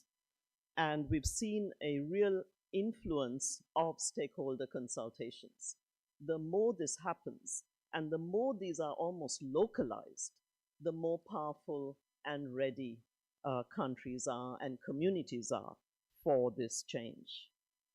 Now, an obstacle in some of the others have been that there's very limited verifiable data that allows us to really then monitor and track as civil society, as UN partners, that countries can anticipate the change and allow for faster adjustment. However, in today's world of generative AI, we are also seeing that the more application of emerging technology is improving the predictive accuracy of available data and therefore showing impacts that allow for the change. It is quite amazing how quickly countries are using new technology, particularly AI-driven technology, to both look at their planning processes, but then also to look at solutions that can be accelerated. A third, and turning an economy around to a low carbon footprint, does call for a substantial initial investment. And this is where our partners like ADB have stepped up. Now, the call is, of course, at COP29, as many of you saw, was for over $1 trillion. And yet only about 300 billion has been committed. very little of that has actually hit bank accounts. So you can see that there's a significant financing gap to manage this transition. But it's also a wake-up call because we cannot rely on the old sources of funds to actually get us to some of these results. And so more cost-effective ways, and this is where the new technologies help, but also some countries that are applying more nature-based solutions to see if some of this moves nationally and locally, while still being part of a robust voice calling for that financing at the global levels. Now, if all of this happens, and if it happens anywhere, it's going to happen in this region, which is that countries will show that you can grow your economies and continue on a high human development trajectory while going along a more low carbon pathway. It does not have to be the old economic model where you have to keep burning fossil fuels, burn your forests, destroy your coastlands in order to actually prosper. And in fact, there are some countries beginning to demonstrate this. And I'm sure that the most powerful examples will come from this region. So as we see this world with growing intersecting crises, it is even more important that regional forum like this actually fosters this necessary solidarity and cooperation for these transitions, which are ambitious, yet very doable. They are measured and must be very pragmatic, yet inclusive and fair. And I don't have to remind us today that we need this even more. Thank you. Thank you, Geeta. Thank you, ASG Vignaraja, for sharing your insights, especially on the green and the blue transition and how that is going to leave people behind by jobs that are largely lost in the informal sector of high carbon areas. And also your take on power of stakeholder consultations to informing the ambition on NDCs. So thank you very much. Let me now move back to the panel. I'm going to be inviting each of the panel members to step in for 2 minutes to speak to the theme of how we can leverage South-South triangular cooperation for advancing productive employment and sharing lessons that we are learning across this region. I'm going to first turn to Your Excellency, Vice Minister Rudyard. Over to you, sir. Thank you, Geeta, and thank you for bringing this very pertinent issue. I know South-South cooperation is, I believe, will be a backbone for our cooperation within the region, because most of the country in the region considered as a global South, member of the global South. And it's all about capacity building. It's all about how for us to be able to move together within a certain platform that enable us to working close together. At least a couple of things that I can share with you as modalities, how we can proceed with this. First is sharing of experience and expertise. This is very much important because country in Asia Pacific, they can share their experiences and expertise in promoting productive employment, such as vocational training program, entrepreneurship development, and also labor market policy. And secondly, I think the most important, if not part of the most important, is about capacity building. Leverage the South-South cooperation is about how for us to be able to help each other in a capacity building, but based on the state needs. So it's state needs driven or country needs driven. So it has to come from the respective country. And then the third is knowledge sharing. Of course, it's very much closely with the capacity building, but knowledge sharing, I think, can facilitate. I mean, if we can find a platform where we can do the knowledge sharing, I think it will help all of the South countries to be able to proceed together. Last but not least is also technical assistance. Of course, for this, we need international organization or regional organizations such as ESCAP. And we know exactly in Geneva they have UNCTAD, that we can make a full use of this organization, or basically all of the subsidy bodies or bodies under the UN which is providing us on technical capacities. I think it will be good model.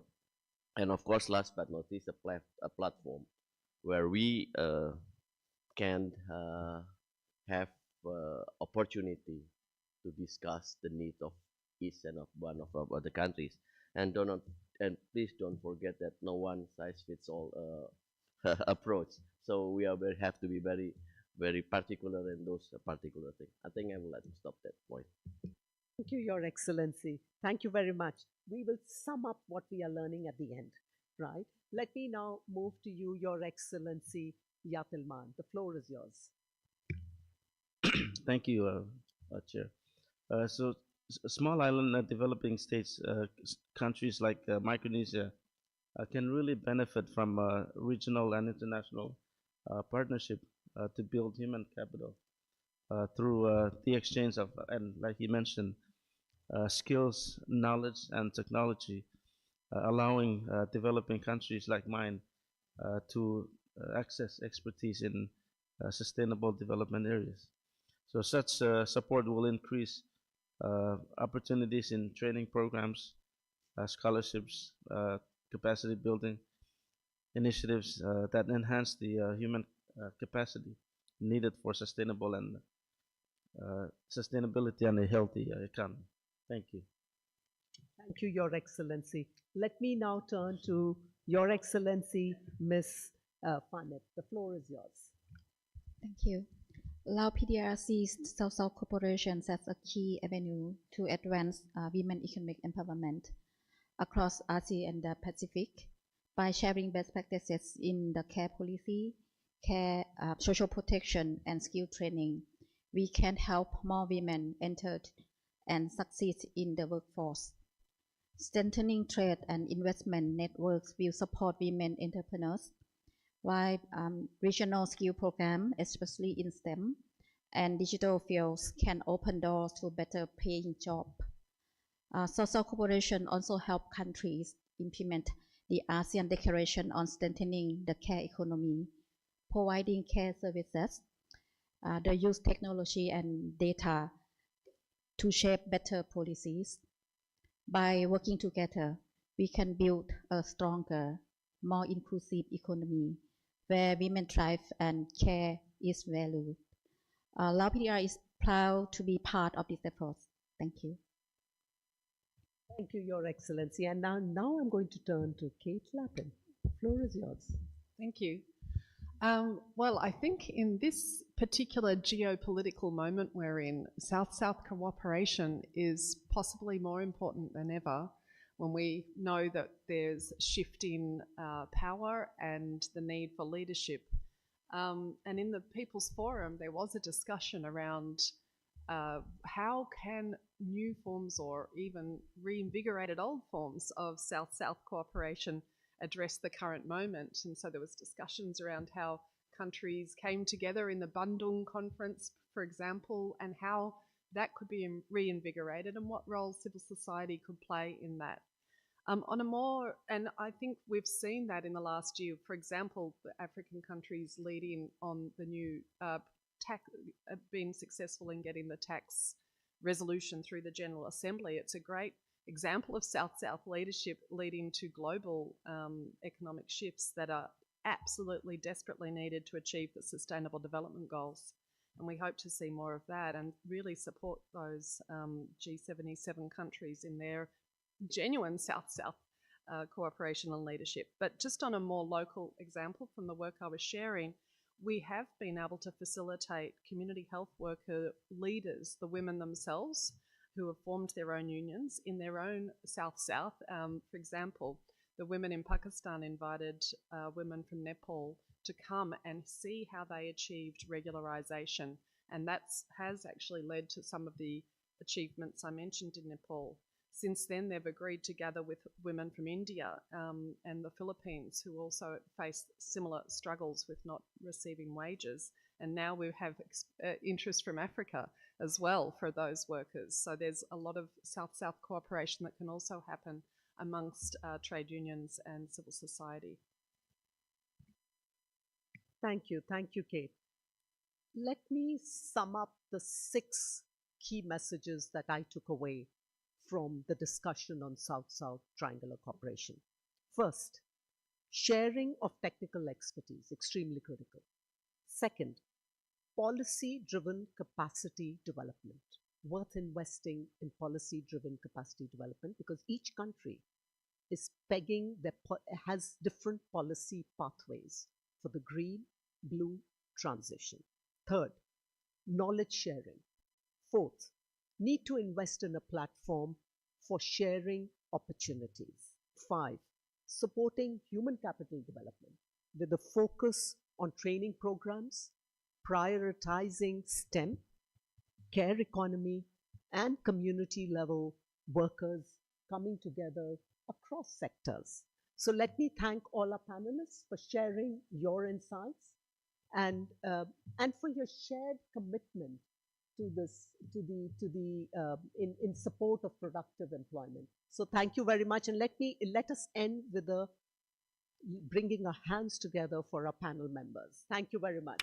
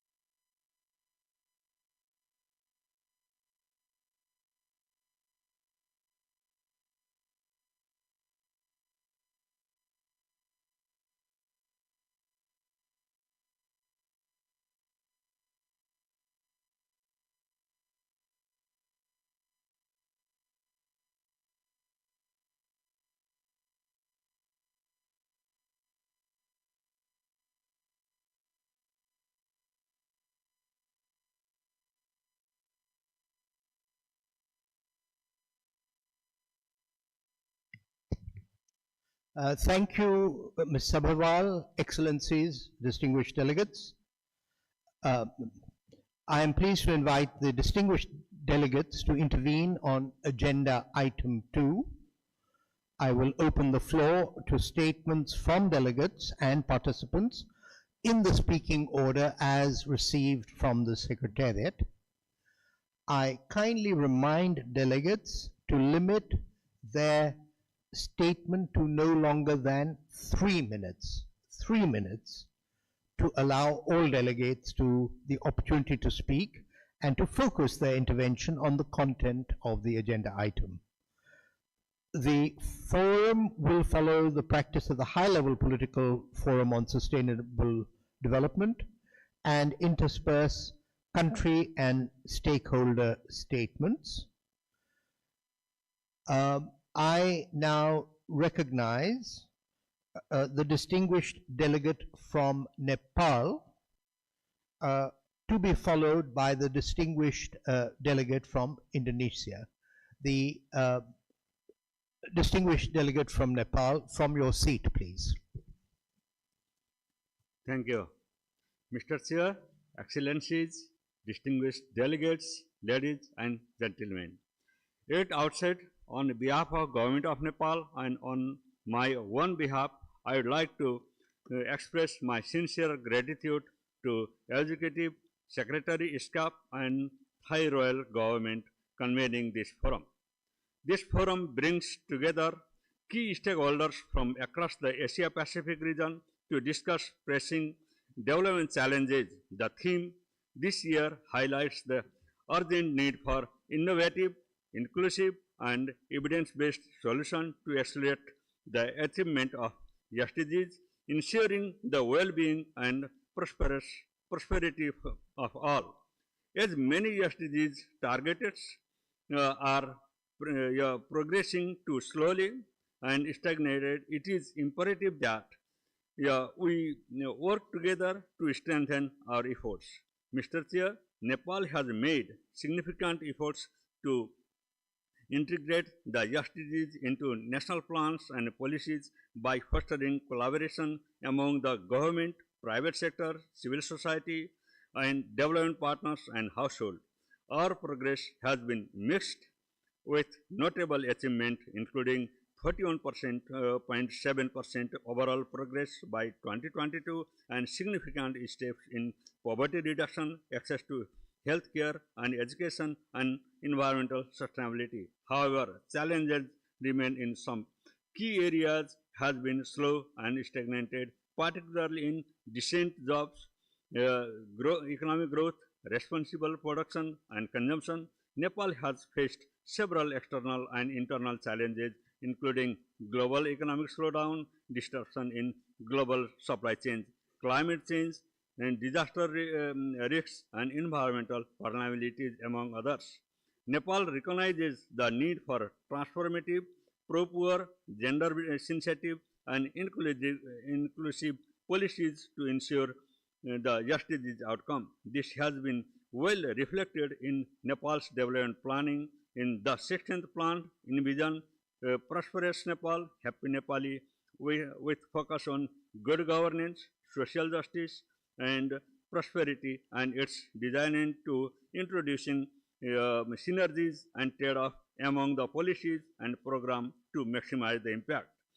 Despite our commitment, a significant financial gap amounting to approximately 11% of GDP per year poses the major challenges. Furthermore, Nepal is set to graduate from LDC's status next year, which will have important implications for trade, aid, and investment and financial economic landscape of the country. I would like to take this opportunity to recall the commitment made by the member state.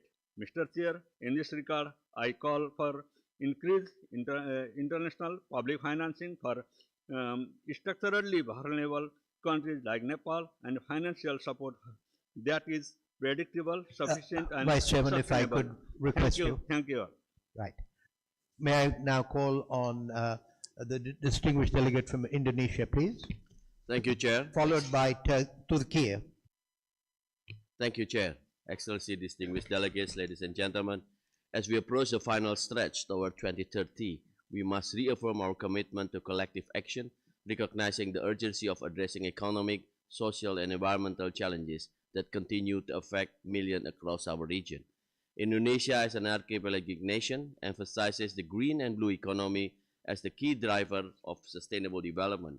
The green and blue economy is not just an economic opportunity, it is a necessity to achieve the SDGs, particularly SDGs 14, SDGs 13, and SDG 8.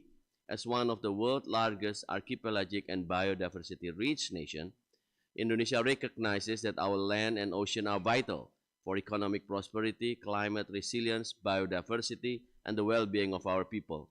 And we are committed to sustainably preserving, managing, and utilizing its land and ocean for economic growth, environmental protection, and also social inclusion. In line with this vision, we have introduced the following: the Green Job Roadmap Guide Workforce Development, and green skills that unify sectoral initiative into a national strategy and boost public awareness to encourage broader participation. The Blue Economy Development Framework drives economic transformation by unlocking marine and coastal industry potential through innovation, investment in research, and sustainable practices. Excellencies, ladies and gentlemen, the Asia-Pacific region is home to more than 4.5 billion people, rich biodiversity, vast natural resources, and some world's largest coastal and marine ecosystem. Strengthening regional cooperation on the green and blue economy is critical to ensuring sustainable economic growth, environmental protection, and social well-being for our region. And to this end, we must act boldly and decisively, leveraging science, evidence-based policy making, and regional cooperation to ensure that no one is left behind. Finally, we are very committed to working with ESCAP and all partners to build a more just, sustainable, and resilient future for the Asia-Pacific region. I thank Mr. Chair. Thank you for keeping to your time. May I call on the delegate from Turkey to be followed by Mongolia, please? Turkey. Excellencies, distinguished delegates, Turkey has emphasized its commitment to 2030 agenda since its adoption. We are among the first 22 countries that submitted their voluntary national reviews. Ever since, we have been linking our national development plans with the SDGs. Under SDG 3, Turkey offers universal health coverage to all citizens as well as millions of people it hosts under temporary protection. Over the last 20 years, it has dramatically improved the quality and accessibility of healthcare services across the country. Under SDG 5, we reaffirm our strong commitment to achieving equality between women and men and empowering women and girls as a fundamental pillar of sustainable development. We firmly believe that no society can truly progress unless all individuals enjoy equal rights and opportunities. To this end, we have been implementing the new strategy document and action plan for women's empowerment. The digital divide, online violence, and emerging technologies pose new threats to equality between women and men globally. We emphasize the importance of global cooperation to ensure safe and empowering digital spaces for all women and girls. Equality is not a standalone goal, but a fundamental principle that must be integrated across all aspects of sustainable development. Excellencies, under SDG 8, Turkey's national employment strategy promotes decent work conditions through vocational training, job matching, and social protection measures. Our integrated social assistance information system has been recognized as good practice by the World Bank. Turkey has embraced the circular economy to reduce waste, optimize resources, and drive green growth. Over 59% of our installed capacity comes from renewable sources. Our National Circular Economy Strategy and Action Plan targets various sectors. The Zero Waste Project was also initiated with this understanding, through which over $5.4 billion were recovered back to our economy. Distinguished participants, Turkey's location, bordered by 3 seas, makes SDG 14 a national priority. Our actions focused on preserving marine ecosystems, combating pollution, and global cooperation. To this end, Turkey ratified WTO Fisheries Subsidies Agreement. We hope that the necessary number of ratifications will be achieved soon for putting the agreement into force. We believe that this agreement is especially important for the rules-based multilateral trading system. Distinguished delegates, Turkey believes in the power of partnerships to achieve the SDGs and has actively collaborated with the UN, EU, and neighboring countries to foster sustainable development. We have taken a leading role in promoting renewable energy and clean technologies, offering our expertise to other countries. In conclusion, Turkey has made substantial progress towards the SDGs through dedicated policies, cross-sectoral strategies, and international partnerships. While challenges remain, our commitment to 2030 agenda is unwavering. We are confident that through continued cooperation with our global partners, we can build a sustainable and prosperous future for all. Thank you. Thank you very much. The delegate from Mongolia to be followed by the Philippines, please. Delegate from Mongolia, you are recognized. Thank you, Mr. Chair.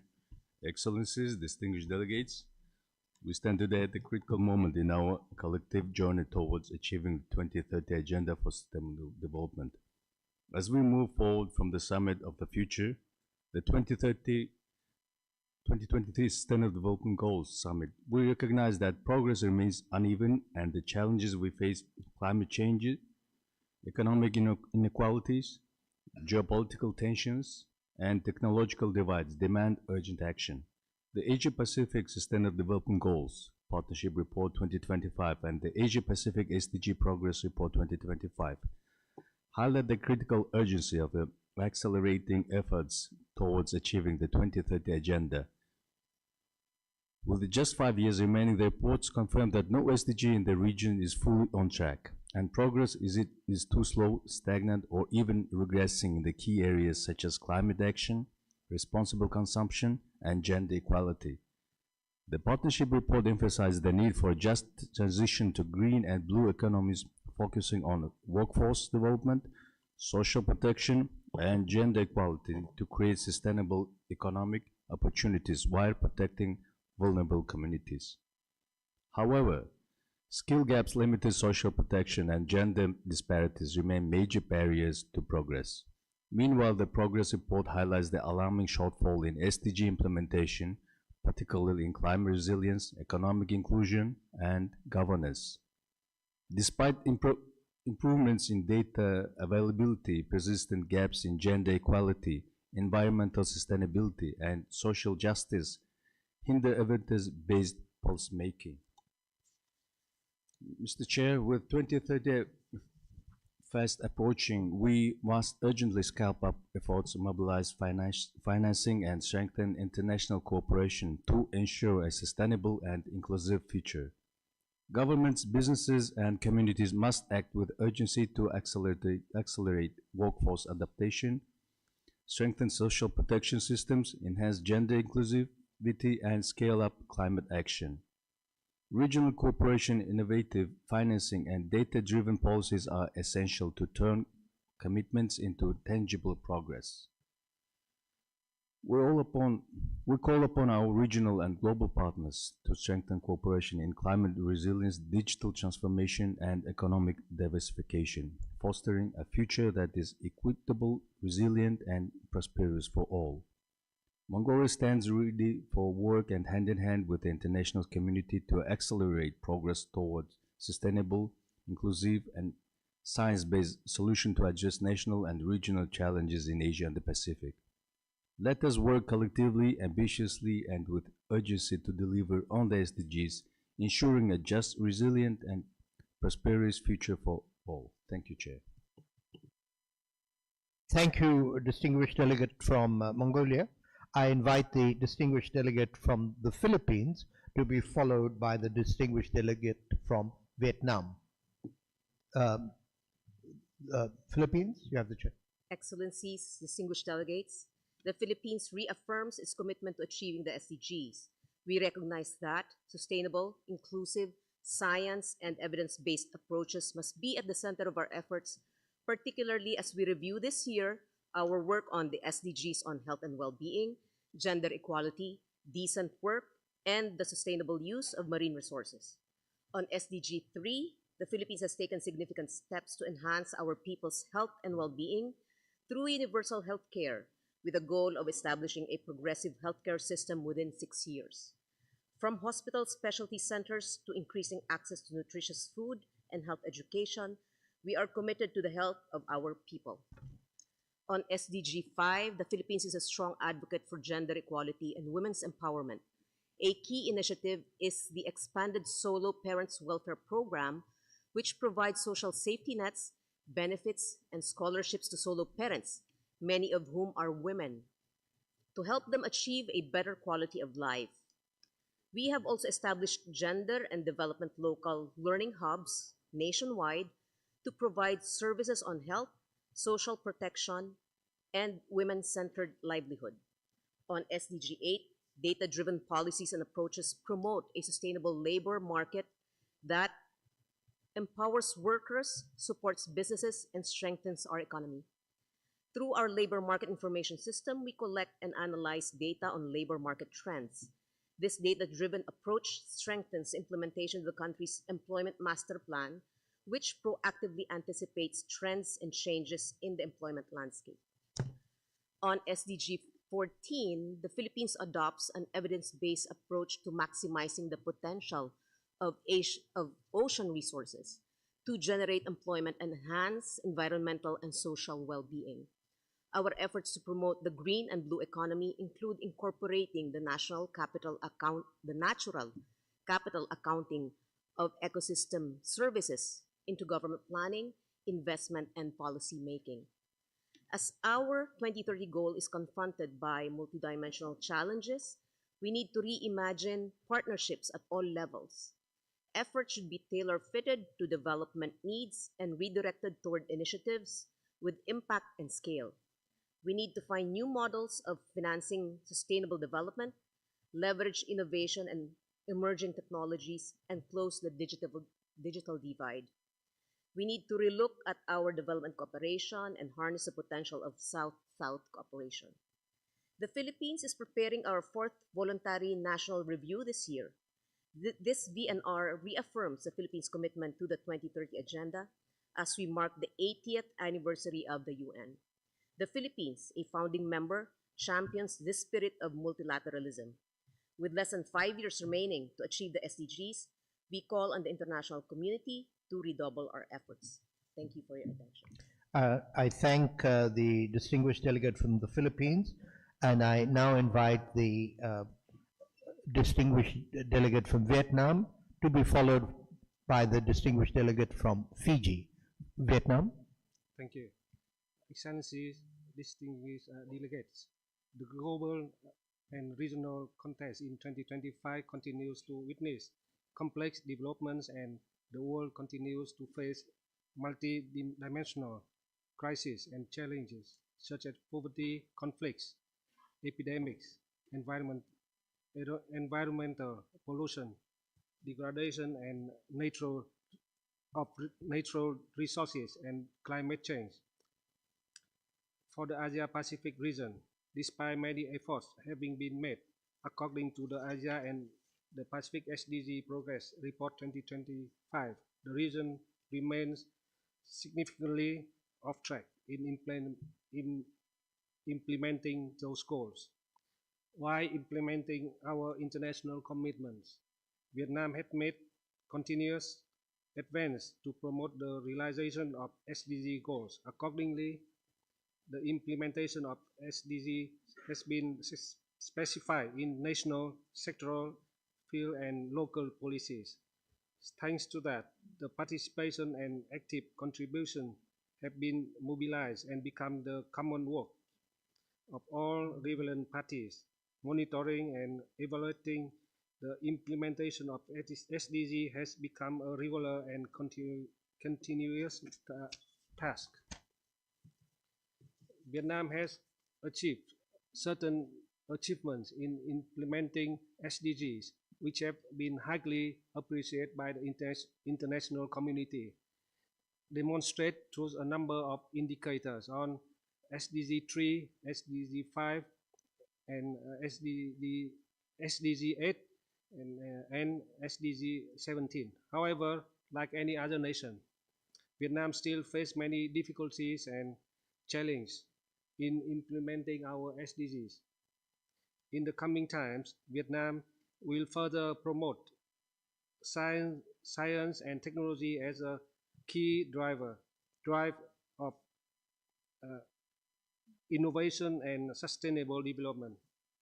At the 2024 Summit of the Future, leaders from countries around the world adopted the Pact of Future to renew our commitment to the 2030 Agenda. Vietnam hopes that these 12 APFSD countries in the region will discuss fruitfully and then successfully realize the implementation of the Pact of the Future in the region to make a partial contribution to global efforts in implementing the 2030 agenda of SDGs. Vietnam will also foster a sustainable, smart, and climate resilient agriculture sector to ensure food security, economic growth. Thank you. I thank the distinguished delegate from Vietnam and request the delegate from Fiji to be followed by the statement by APRCEM. Fiji, please. Thank you, Chair. The 12th Forum is taking place against a backdrop of a very difficult and challenging period for the Asia-Pacific region, and more so for the small island developing states like Fiji in our region. Pandemics, climate change-induced tropical cyclones, recessions, high level of indebtedness, geopolitical unrest, supply chains uncertainties, escalating costs of global commodities, and multiple dichotomies between international politics are some of the uncertainties that stand to plague the development ambitions of small island developing states like our very own Fiji. As I make this intervention, tropical cyclone category 2 Ray has just passed through Fiji in the last 24 hours, creating damages on its pathway. The reality for the Pacific small island developing states and other seeds in our region is that these challenges continue to amplify existing vulnerabilities, exposing our economies to high levels of public debt, leading to more decline in economic growth, rising health and well-being issues, constricting employment pathways, rising food insecurity, and creating unsustainable livelihoods. None of these challenges, Chair, can be solved by any one country. but it must start somewhere with unique solutions by all stakeholders, particularly in enhancing the role of private sectors to mobilize skills and innovations to address the mega trends we are now facing in the small island developing states. There is an urgent need for collective actions to accelerate progress towards the sustainable development goals in the Asia-Pacific region. On this note, Fiji remains dedicated towards progressing the sustainable development goals by embracing a whole-of-government, whole-of-society approach. This approach brings together different arms of government, private sector, civil society organizations, non-government organizations, academia, and development partners together in the implementation of the SDGs.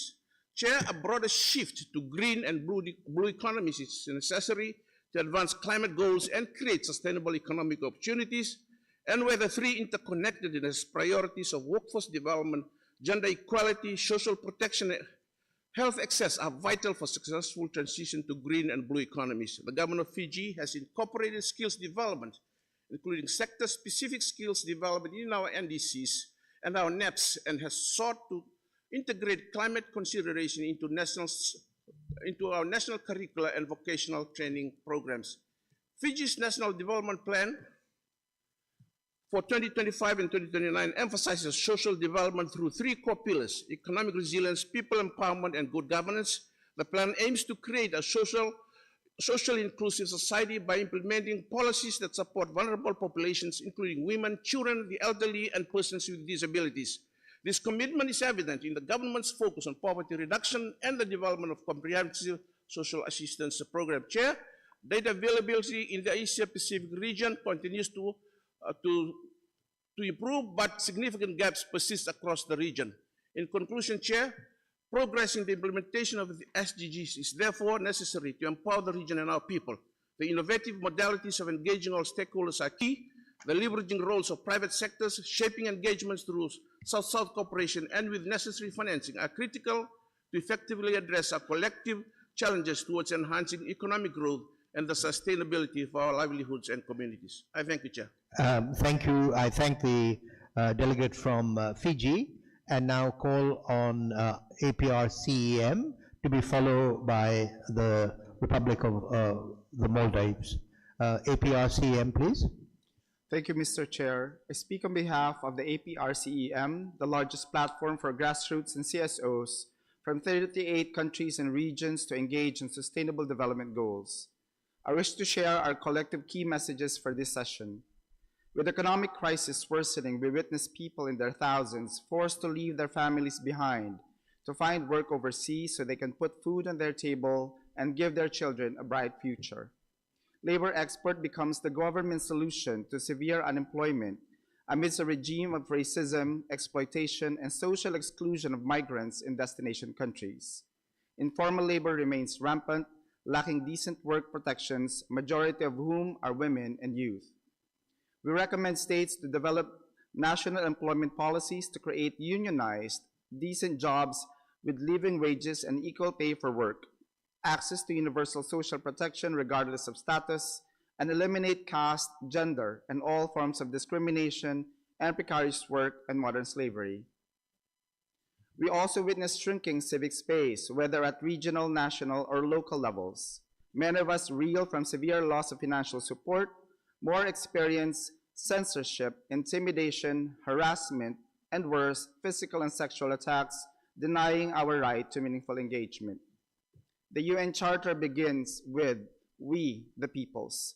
We call on governments and UN agencies to ensure meaningful engagement of people in all their diversities and the elimination of all forms of discrimination, marginalization, and exclusion of people on the basis of gender, ethnicity, caste, sexual orientation, and gender identity.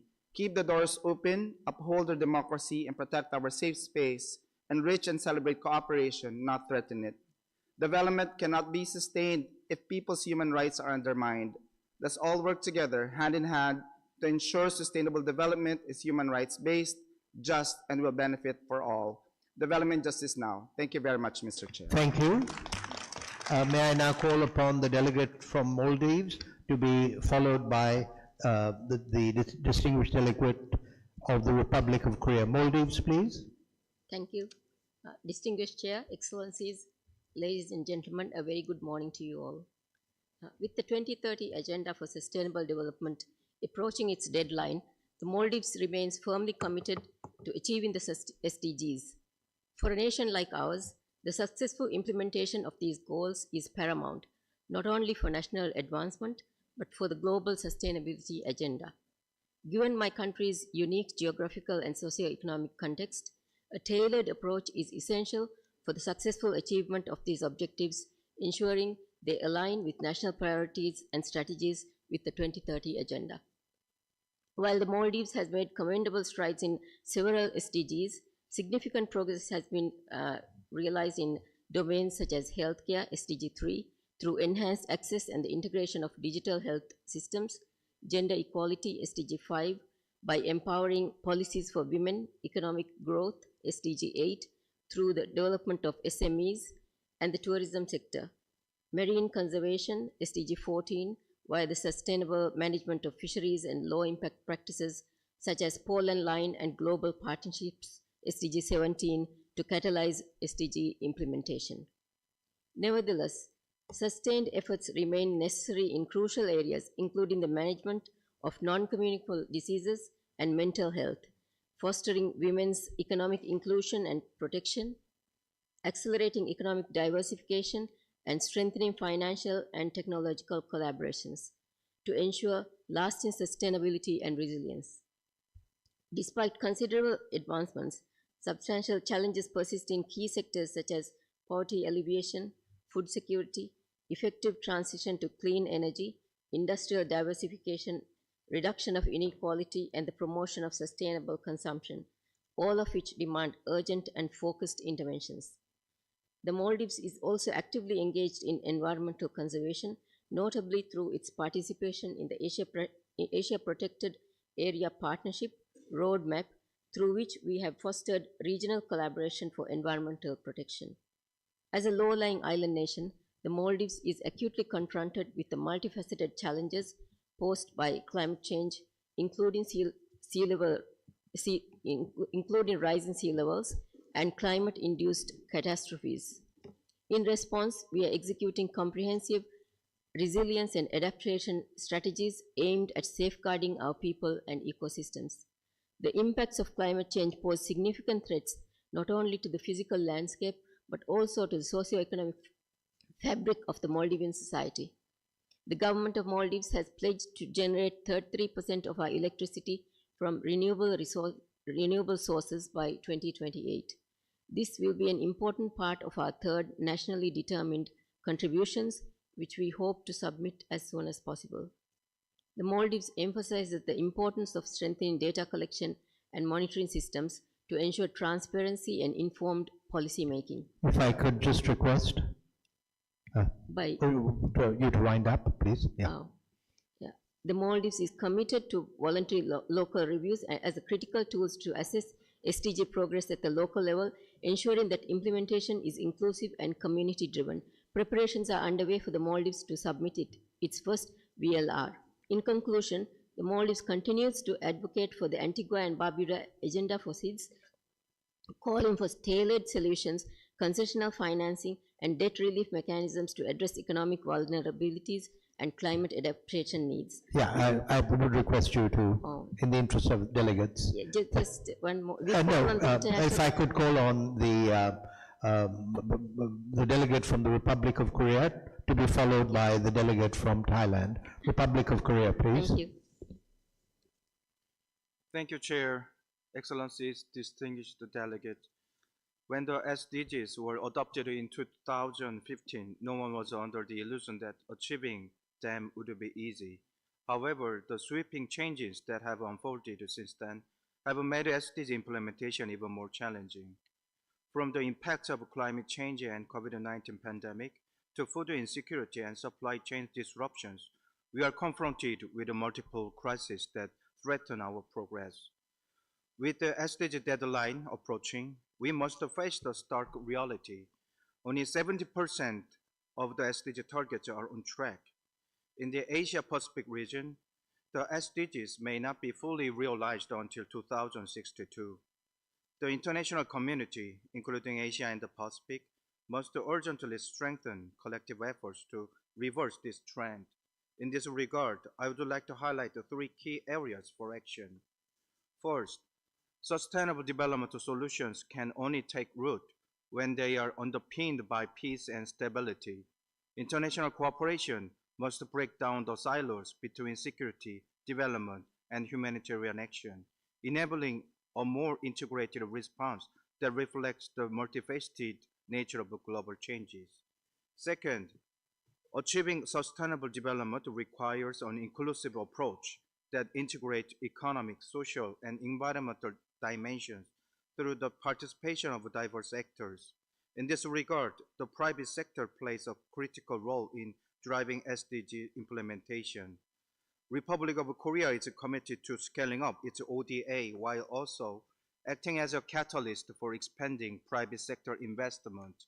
Furthermore, we must ensure that the benefits of sustainable development reach the most vulnerable groups, particularly women and children. Supporting future generations to become drivers of innovation, transformation, and shared prosperity is equally crucial. A key priority in this effort should be bridging the digital divide for young people in developing countries. Third, international cooperation for sustainable development must be grounded in science and evidence-based policy making. Enhancing the effectiveness of international development cooperation is more important than ever, and this can only be achieved through data-driven and evidence-based approaches.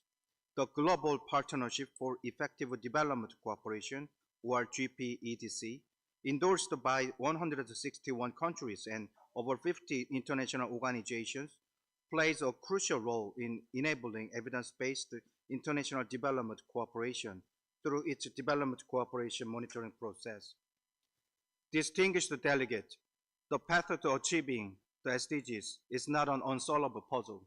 Through continuous deliberation and collaboration, we are charting a course toward our shared goals. What matters most is our collective will to strengthen global solidarity and cooperation. I sincerely hope that today's discussions will contribute to this common purpose. I thank you. Thank you, distinguished delegate from Korea. I invite the distinguished delegate from Thailand to be followed by the distinguished delegate from China. The delegate from Thailand, please. Mr. Chair, I would like to commend ESCAP Secretariat for organizing the 12th Asia-Pacific Forum on Sustainable Development. This year marks a decade since our leaders adopted the Sustainable Development Goals in 2015. Indeed, there has been notable progress in driving forward the SDGs, but at this pace, achieving them by 2030 will be very challenging. The diverse economies, ecosystems, and communities in Asia and the Pacific require us to leverage the use of data, technology, and research and innovation to drive policies and actions that are both inclusive and sustainable. This year's APFSD theme is timely as we strive to address challenges through actionable, inclusive, science-based, and evidence-driven solutions toward SDG attainment. Mr. Chair, Thailand has long applied the sufficiency economy philosophy, our locally driven development approach, which is human-centered and planet-centric, to drive forward sustainable development in the country. The sufficiency economy philosophy lies at the heart of our efforts in ensuring that no one is left behind. Some examples of Thailand's inclusive policies to advance the 2030 agenda include the universal health coverage, which continues to be improved through a participatory platform of the National Health Assembly, SDG 3, measures adopted by the Cabinet to enable women's economic participation in recognition of their important role in the economy, SDG 5, the granting of migrants access to health services regardless of their status, while making efforts to regularize undocumented migrant workers, SDG 8, and the establishment of over 100 locally managed marine areas nationwide where coastal communities take the lead in managing these areas, SDG 14. Regionally, as ASEAN's shepherd for sustainable fisheries and aquaculture, Thailand is ready to work with partners to promote blue economy, which will reinforce our commitment to SDG 14, life below water. According to the Asia and the Pacific, the SDG Progress Report 2025, agile statistical systems and community engagement play a crucial role in bridging data gaps to ensure no one is left behind while achieving the SDGs. For Thailand, we are working to leverage data to access the progress of SDG implementation and help in the decision-making process. Early this month, the Office of the National Economic and Social Development Council launched the SDG dashboard to provide the status on the progress of each individual goal. We are also working with ESCAP on standardizing and harmonizing Thailand's SDGs indicator data set, as well as setting targets for data collection, identifying gaps, and addressing challenges in advancing the SDGs nationally. Mr. Chair, realizing the SDGs requires investment and strong collaborative partnership among all sectors and at all levels. As Thailand is preparing our third voluntary national review to be presented to the high-level political forum this July, stakeholder consultation is a key component of both the preparatory process and the actual report to ensure that the voices of our people are heard. I thank you. Thank you. I thank the delegate from Thailand. Now let me call on the delegate from China to be followed by the delegate from the Russian Federation. From China, please. 谢谢主席，尊敬的各位代表，当前全球发展议程面临严峻挑战，面对变乱交织的国际形势，中国秉持创新、协调、绿色、开放、共享的新发展理念，把落实2030年可持续发展议程同国家中长期发展战略有机结合，将可持续发展理念转化为经济、社会、环境等领域的具体行动，推动高质量发展，为推动全球落实可持续发展目标作出贡献。中国历史性地解决了绝对贫困问题，建成历史上规模最大的教育、社会保障、医疗卫生体系，积极促进性别平等和保障弱势群体权益，不让任何人掉队。中国坚持以科技创新为动力，全面探索可持续发展问题的系统解决方案，建设了一批国家可持续发展议程创新示范区，形成一系列可复制的经验模式。中国积极打造数据支撑，建设了可持续发展目标大数据平台系统，面向全球用户提供一站式数据计算、分析、展示、共享服务。自2019年起，连续6年发布地球大数据支撑可持续发展目标报告，综合使用卫星遥感、统计调查等多元数据和人工智能算法，对有关指标进行定量评估，为落实2030年议程提供循证的政策建议。各位代表，距离2030年仅剩5年时间，亚太经合会上周发布的报告显示，亚太地区在多数可持续发展目标上仍进展滞后。亚太经合会成员国要以高度的责任感和紧迫感加强合作，加快推进有关工作。中方呼吁各国把发展问题置于国际议程核心位置，广泛动员各方资源，从减贫、粮食安全、发展筹资、应对气变等发展中国家的紧迫需求入手，为其落实可持续发展目标提供更具针对性的支持。中方呼吁各国进行真正的多边主义，倡导平等有序的世界多极化和普惠包容的经济全球化，推动构建相互尊重、公平正义、合作共赢的新型国际关系，为全球发展营造良好环境。中方呼吁各国加强技术创新合作，努力弥合数字鸿沟，加强人工智能国际治理，确保新兴科技普惠向善，支持发展中国家更好地把握数字化、智能化机遇，培育新质生产力，为落实2030年议程注入新能量。中方愿继续通过高质量共建“一带一路”和全球发展倡议，同各国分享中国式现代化的发展机遇，助力全球落实2030年议程，为推动构建人类命运共同体，创造更加繁荣美好的未来做出更大努力。谢谢。I thank the distinguished delegate from China, and I now call on the delegate from the Russian Federation to be followed by another representative of APRCM of the NGO constituency. Russian Federation, please. Благодарю вас, господин председатель. Уважаемые участники форума, в данном выступлении мы хотели бы остановиться на макроуровневом анализе хода реализации повестки 2030 и тех принципиальных, с нашей точки зрения, соображениях, которые к этому имеют отношение. Сегодня, когда лимит времени, отпущенный на выполнение повестки 2030, исчерпан уже на 2/3, мы видим, что наш регион и весь мир катастрофически отстают в достижении поставленных целей. Практически по всем показателям общая ситуация в мире удручающая. При этом негативные тенденции, они продолжаются уже в течение ряда лет, не первый год. Ситуация какова? Лишь по 17% целей устойчивого развития отмечается хоть какой-то прогресс. Хоть какой-то прогресс. При этом 48% находятся в зоне неудовлетворительных темпов реализации.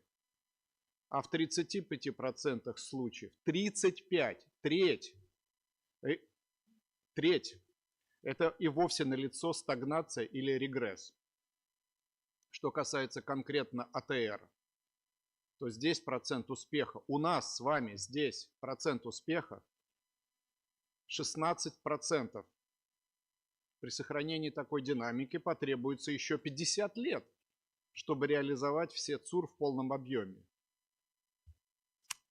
Все это никак не вяжется с лозунгом «Leave no one behind».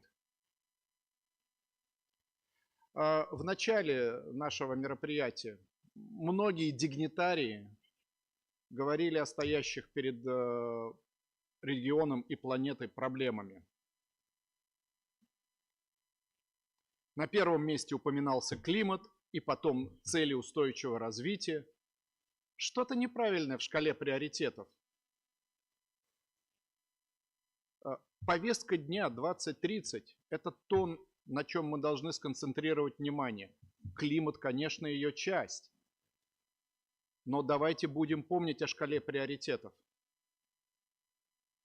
А разве не печально, что к 2023 году, что около только треть государств, членов ООН, сумели обеспечить разработку и принятие инструментов, направленных на внедрение моделей устойчивого производства и потребления. А ведь это основа основ цели устойчивого развития. Не в этом ли пробуксовка с выполнением повестки 2030? В АТР степень выполнения этой цели находится на самом низком уровне. 4,1%. Считаем принципиально важным поставить эту тему на приоритетный контроль. Я скоро закончу. Позвольте мне завершить выступление. Конечно, важно обеспечивать надлежащий мониторинг и содействовать укреплению соответствующего потенциала в нуждающихся странах. Это очень актуально. Не можем не коснуться темы финансов. Давайте смотреть. I'm afraid it's a little late to get into an additional topic. If you could kindly wind up. С вашего позволения, я сейчас, господин председатель, закончу. Хотел бы подчеркнуть, что не так часто у нас бывает возможность говорить по-настоящему, глядя друг другу в глаза. Мы внимательно выслушивали выступления модераторов. Теперь пришла пора послушать государства-члена. Нам, кстати, совсем было не симпатично, что выступление представителя Мальдивов было прервано. Пожалуйста, дослушайте. У меня осталось на минуту выступления. Значит, что касается финансов. I'm sorry, this is unfair on others who are waiting to speak. I must request you politely so that we can move on to the next statement. С вашего позволения я вежливо заканчиваю. Вы знаете, за концепцией устойчивого развития будущее. И здесь необходимо абсолютно очевидно перестройка ментальности мировых элит. В первую очередь той когорты горе-деятелей, которые озабочены обустройством лишь своего сада, называя остальной мир джунглями. Так дело не пойдет. Для достижения устойчивого развития требуется проявление подлинной государственной мудрости и воли, сотрудничество на основе многосторонности, равноправия и уважения всей совокупности принципов Устава ООН. Я вот услышал, об этом говорил мой хороший друг из делегации Фиджи, об этом говорила делегация Китая. Мы полностью с этим согласны. Спасибо. I appreciate it and I apologize that I had to interrupt. May I now move on to the representative of Upper Sem, to be followed by the representative of Azerbaijan, and I thank the distinguished delegate from Russia for his very thoughtful and deeply felt remarks. Please, Upper Sem. Thank you, Chair, Excellencies, and distinguished delegates.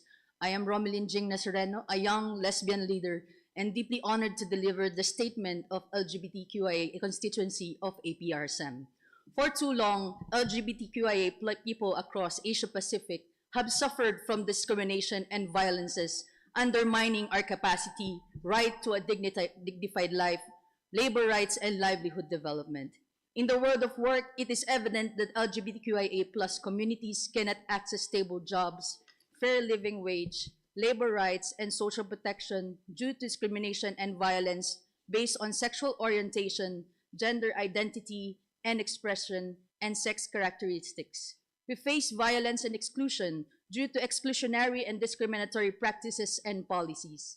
These regions have lacked universal access to healthcare in general, sexual and reproductive healthcare, and gender-affirming healthcare without any protection. Social exclusion, conversion therapy practices, anti-LGBTQIA mobilization, disinformation campaigns, and hate crimes are perpetrated against our communities in physical and online spaces, hindering the visibility and safety of our communities. While there is a significant progress in the right to family and access to health services for trans individuals in some countries, this is not enough to ensure economic justice and our right to work and livelihood. Thus, we call to guarantee economic justice by securing labor rights, fair living wages, and safe, inclusive conditions, and livelihood development for LGBTQIA people in Asia and Pacific, centering the economy that serves people and move away from capitalistic economic growth.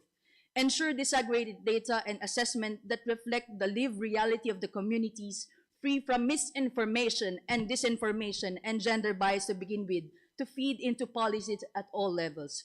Prioritize allocating national budgets to social protection, such as access to free, universal, and accessible SRH information and services for all identities and bodies, comprehensive public health services, education, and access to dignified livelihood, and all forms of discrimination and violence by enacting comprehensive anti-discrimination laws, enact legal gender recognition legislations for trans and non-binary individuals, and amend family laws to fully recognize our chosen families.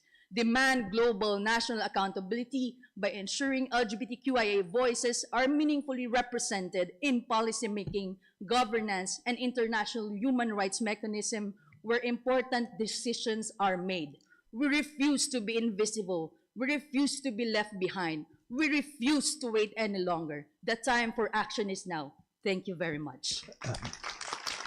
Thank you. I thank the representative of Upper Siam, and now move on to Azerbaijan. Was it? Move on to the delegate from Azerbaijan. I think I missed that out previously. Azerbaijan, please. To be followed by Australia.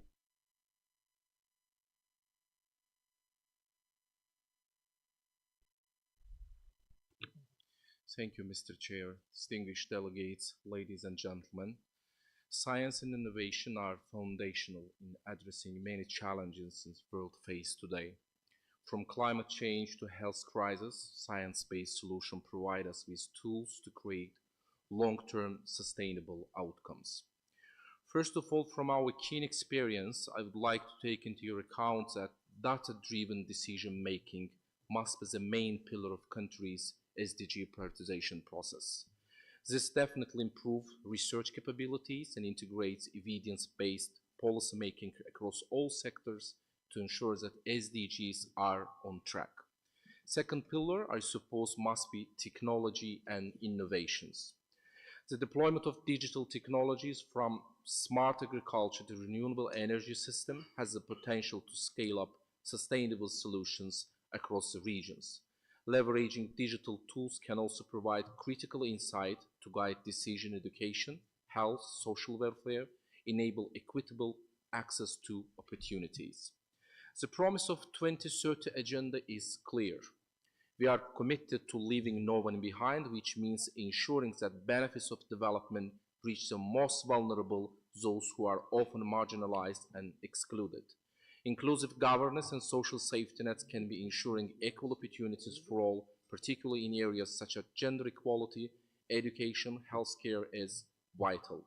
As seen in Azerbaijan, where the government initiatives aims to enhance women's participation in high-paying industries and reduce income disparities across rural and urban areas, inclusive development achieving with strong political will. Ladies and gentlemen, Azerbaijan's commitment to sustainable development is integrated into its national development agenda, articulated in Azerbaijan 2030 National Priorities for Socio-Economic Development, the country's transformative long-term strategy. Key outcomes of Azerbaijan's social-economic development model include competitive human capital and modern innovation space, guided by the principle of Agenda 2030. One of the way of realization of our target, we signed a letter of intent with World Economic Forum to launch the Accelerator Initiative, groundkeeping program of fostering innovation and bridge skills gaps. Dear forum participants, as you are aware, Azerbaijan successfully hosted the 29th United Nations Climate Change Conference. Taking the importance of COP process for the member countries COP29, human capital development emerged as a central theme. Recognizing a holistic link between human development and effective climate action, several initiatives and events were organized to integrate education, health, social protection, and job creation into climate resilience framework. Taking this ahead, we strongly believe we envisage our role as a main facilitating global dialogue and collaboration to achieve meaningful outcome, sustainable, inclusive science, evidence-based solution for 2030 agenda. I thank you. I thank the delegate from Azerbaijan and now call on the delegate from Australia to be followed by the delegate from Japan. Australia, please. Thank you, Chair. Australia is steadfastly committed to implementing the 2030 Agenda for Sustainable Development and achieving the SDGs. They represent the universally agreed roadmap for sustainable development and growth, underpinned by full respect for international law and human rights. However, we recognise that Member States cannot do this alone. We must rely on partnerships if we are to progress. Australia aims to build genuine partnerships based on respect, listening to and learning from each other. Domestically, we partner with state and local governments, business and industry, civil society organisations, academics and diverse communities to drive implementation of the SDGs. These partnerships ensure that marginalised groups, including Indigenous peoples, women and girls, people with disabilities, and people living in rural and remote communities have a voice. Let me highlight 4 examples of Australia's approach to partnerships across the SDGs. First, Australia is driving progress on SDG 3 in the Pacific and Southeast Asia through our Partnerships for a Healthy Region initiative. In partnership with governments, multilateral and regional institutions, and the private sector, this program is building resilient and equitable health systems and helping reduce disease risks and burdens. Second, Australia is contributing to the achievement of SDG 9, economic growth and the provision of decent work. Through initiatives like the Pacific Australia Labour Mobility Scheme, workers from Pacific Island countries and Timor-Leste gain work experience and skills in regional Australia and take these skills home to their communities. Third, Australia is pleased to play a leadership role in protecting the ocean in alignment with SDG 14. We are a member of the high-level panel for a sustainable ocean economy, and we're working to support maritime conservation and biodiversity through regional partnerships. Australia is proud to be co-facilitating with Cabo Verde the political declaration of the Third United Nations Oceans Conference and with Belize the preparatory commission for the BB&J agreement.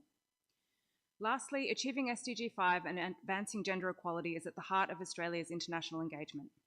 This month, Australia released our International Gender Equality Strategy, which outlines our contribution and plan to advance gender equality globally and within the Asia-Pacific region.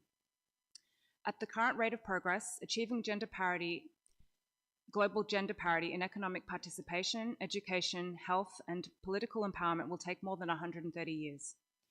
The increasing impacts of climate change, conflict and displacement, and are further exacerbating gender inequalities. That's why we're committed to embedding gender equality across our foreign policy, including our bilateral and regional programs and relationships, in our multilateral diplomacy, trade relationships, and in our development and humanitarian assistance. Our international gender equality strategy is promoting women's economic equality and inclusive trade because we know that greater political and economic participation by women makes societies wealthier and more peaceful, and that any country that wants to develop fully must encourage the full participation of all its people. Only when we have gender equality can our region and world achieve sustainable development and ensure that no one is left behind. We look forward to the discussions and contributions from others at this year's APFSD. Thank you. Thank you. I thank the delegate from Australia and request the intervention of the delegate from Japan to be followed by Malaysia. Japan, please. Thank you, Mr. Chair. I would like to begin by highlighting some key concepts from this session document, ESCAP RFSD/2025/2. Focusing on the workforce, investment in people is essential. Numerous innovations are necessary to take our challenges, and it is people who make innovation possible. The workforce consists of individual workers, so we should start from each human being. This is a lesson of human security approach. Another important concept of this paper is viewing challenges as business opportunities. Learning from the good examples of other members is also important. Through peer learning, we can combine our strengths and create new values. In addition, I would like to echo other colleagues the importance of evidence-based policy making. The development of statistics is the fundamental to such efforts. Thus, Japan is very proud of its long support to the Statistical Institute for Asia and the Pacific, SIAP. Mr. Chair, based on these policy concepts, I'd like to share 3 key points from Japan's experience.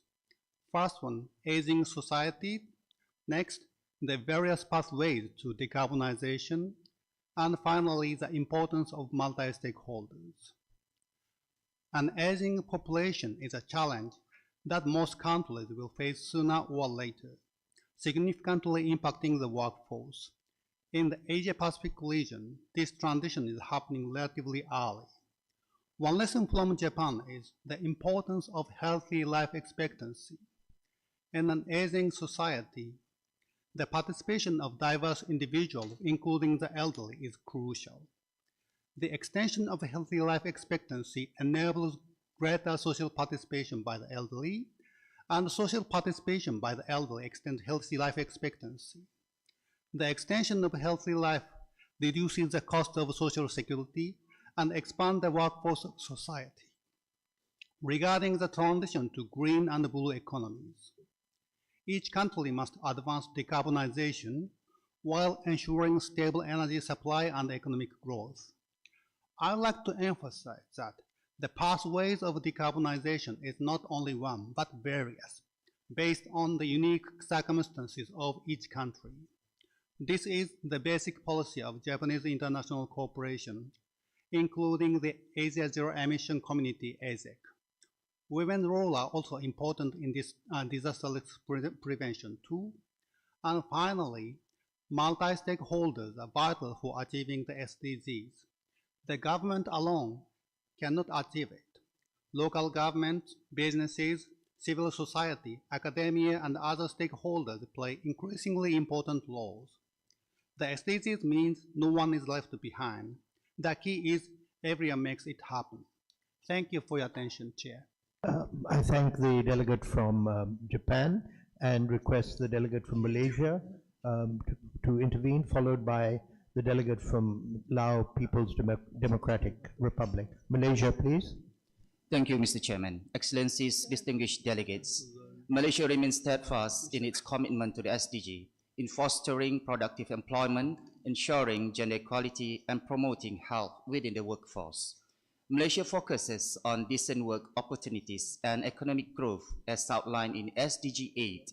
In improving living standards, Malaysia has set an increase in the minimum wage policy starting in February 2025, raising it from approximately 337 to 383 US dollars per month. In addition, the progressive wage policy was introduced with an aim to systematically increasing wages in line with productivity growth.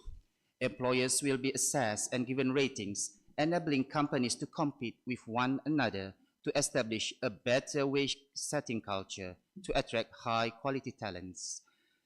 Excellencies and distinguished delegates, Malaysia upholds gender equality in SDG 5, the Sexual Harassment Tribunal established in March 2024, and the full enforcement of the Sexual Harassment Act 2022 reflect efforts to create a safer, more equitable environment for women and girls.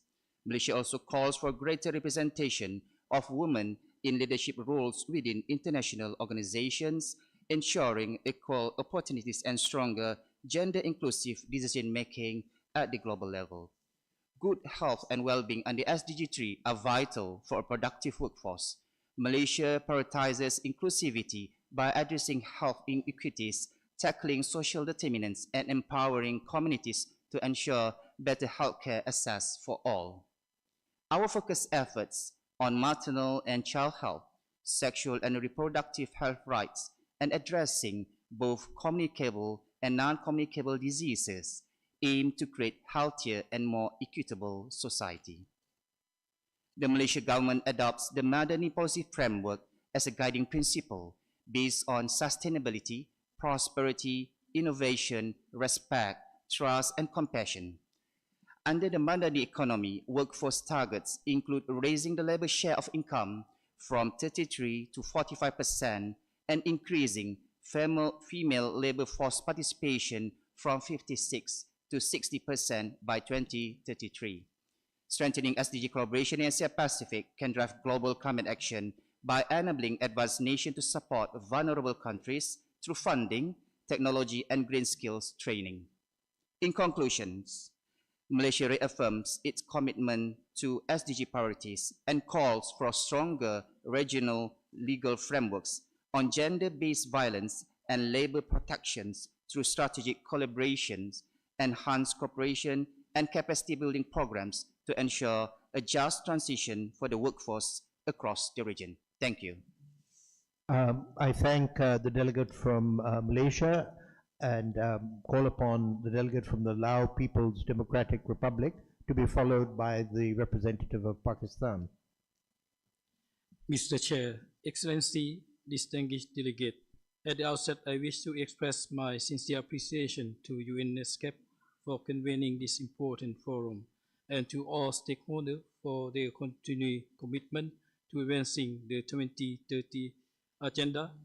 The Lao PDR remain committed to sustainable development, recognizing that transitioning to environmentally sustainable solutions are crucial for long-term resilience and shared prosperity across the Asia-Pacific regions.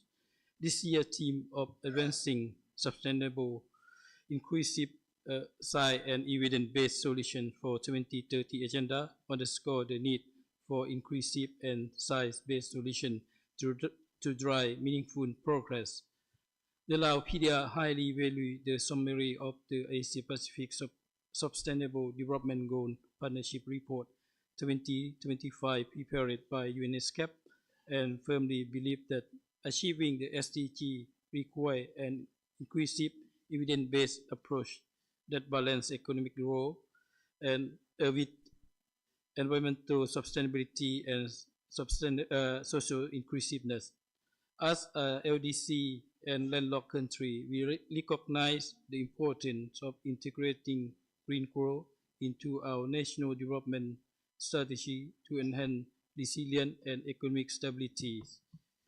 To support this effort, the Laupedia has adopted various strategies such as the National Green Growth Strategy and Sustainable Consumption and Production Roadmap 2022-2025, the Vision 2030, focusing on reducing carbon emission, promoting renewable energy, reducing waste, and promoting cleaner technology. This initiative aims to promote economic growth, improve resource efficiency, improve living standard, create job and income generating activity for the people, as well as promoting eco-friendly practices across various sectors, thus ensuring a more resilient and sustainable future. Mr. Chair, as we engage in discussion on the SDG that will be under review during this forum and upcoming HLPF, the Laupedia stands committed to advancing this goal.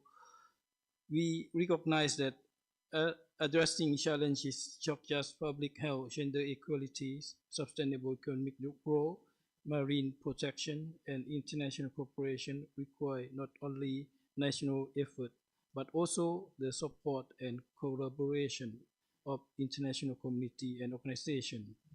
With your continued support, we are confident that we can make meaningful progress toward 2030 agenda.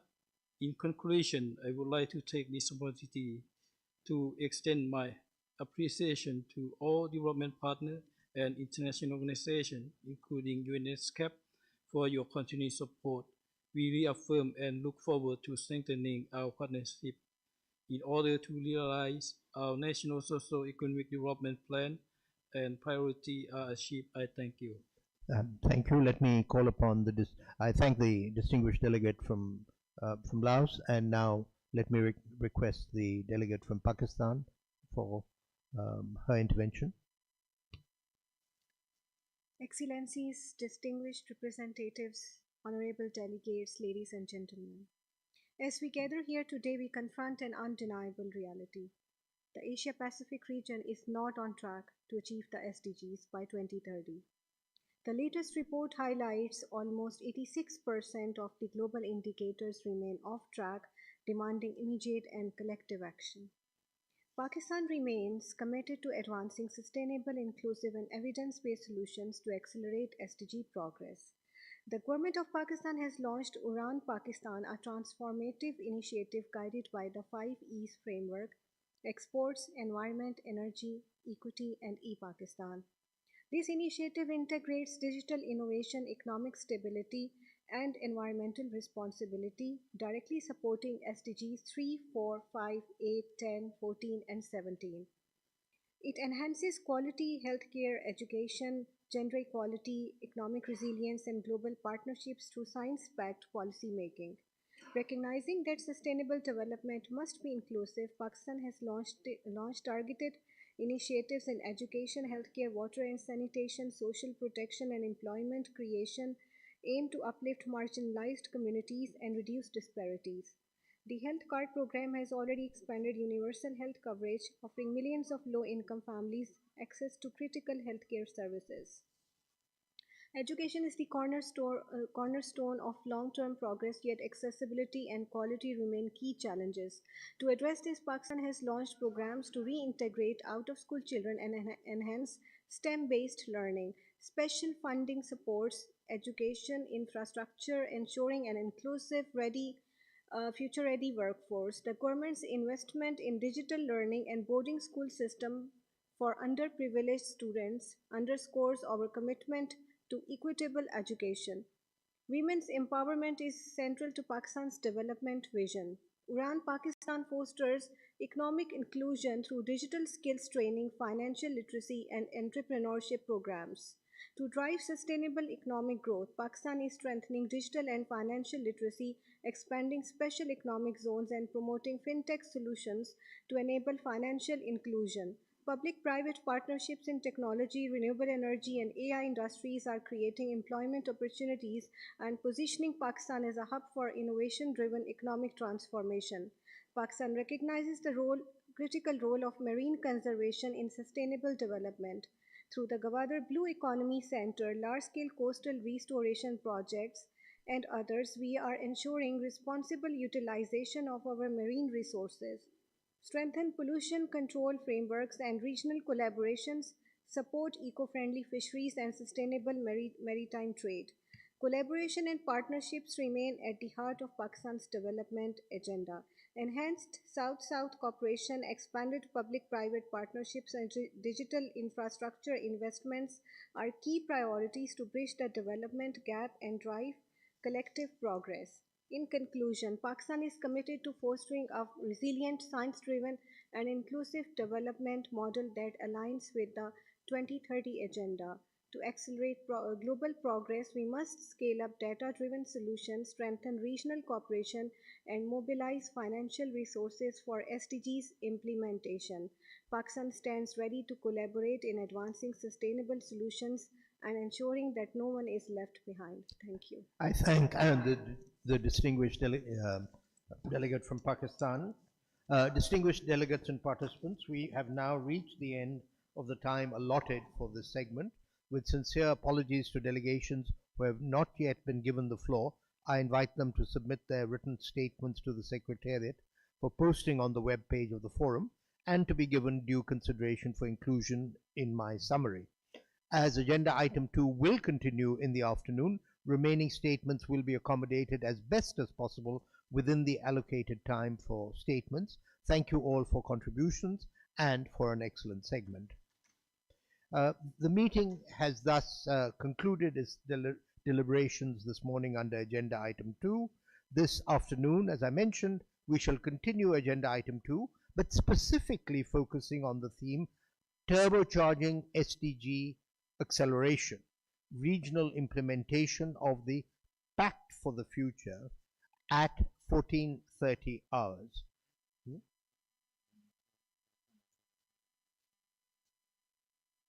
Sorry? Oh.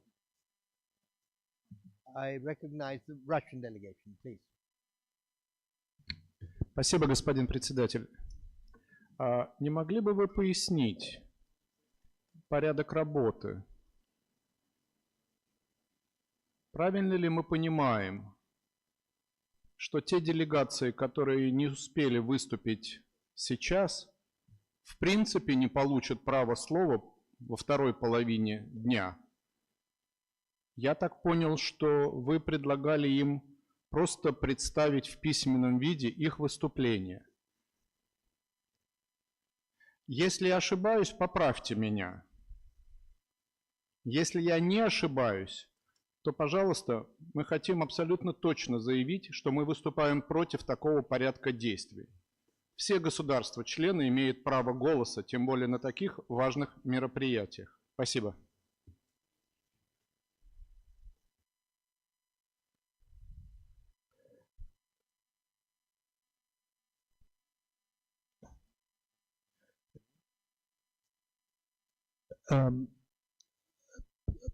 If I understood your concern correctly, so agenda item 2 continues in the afternoon with a slightly different title.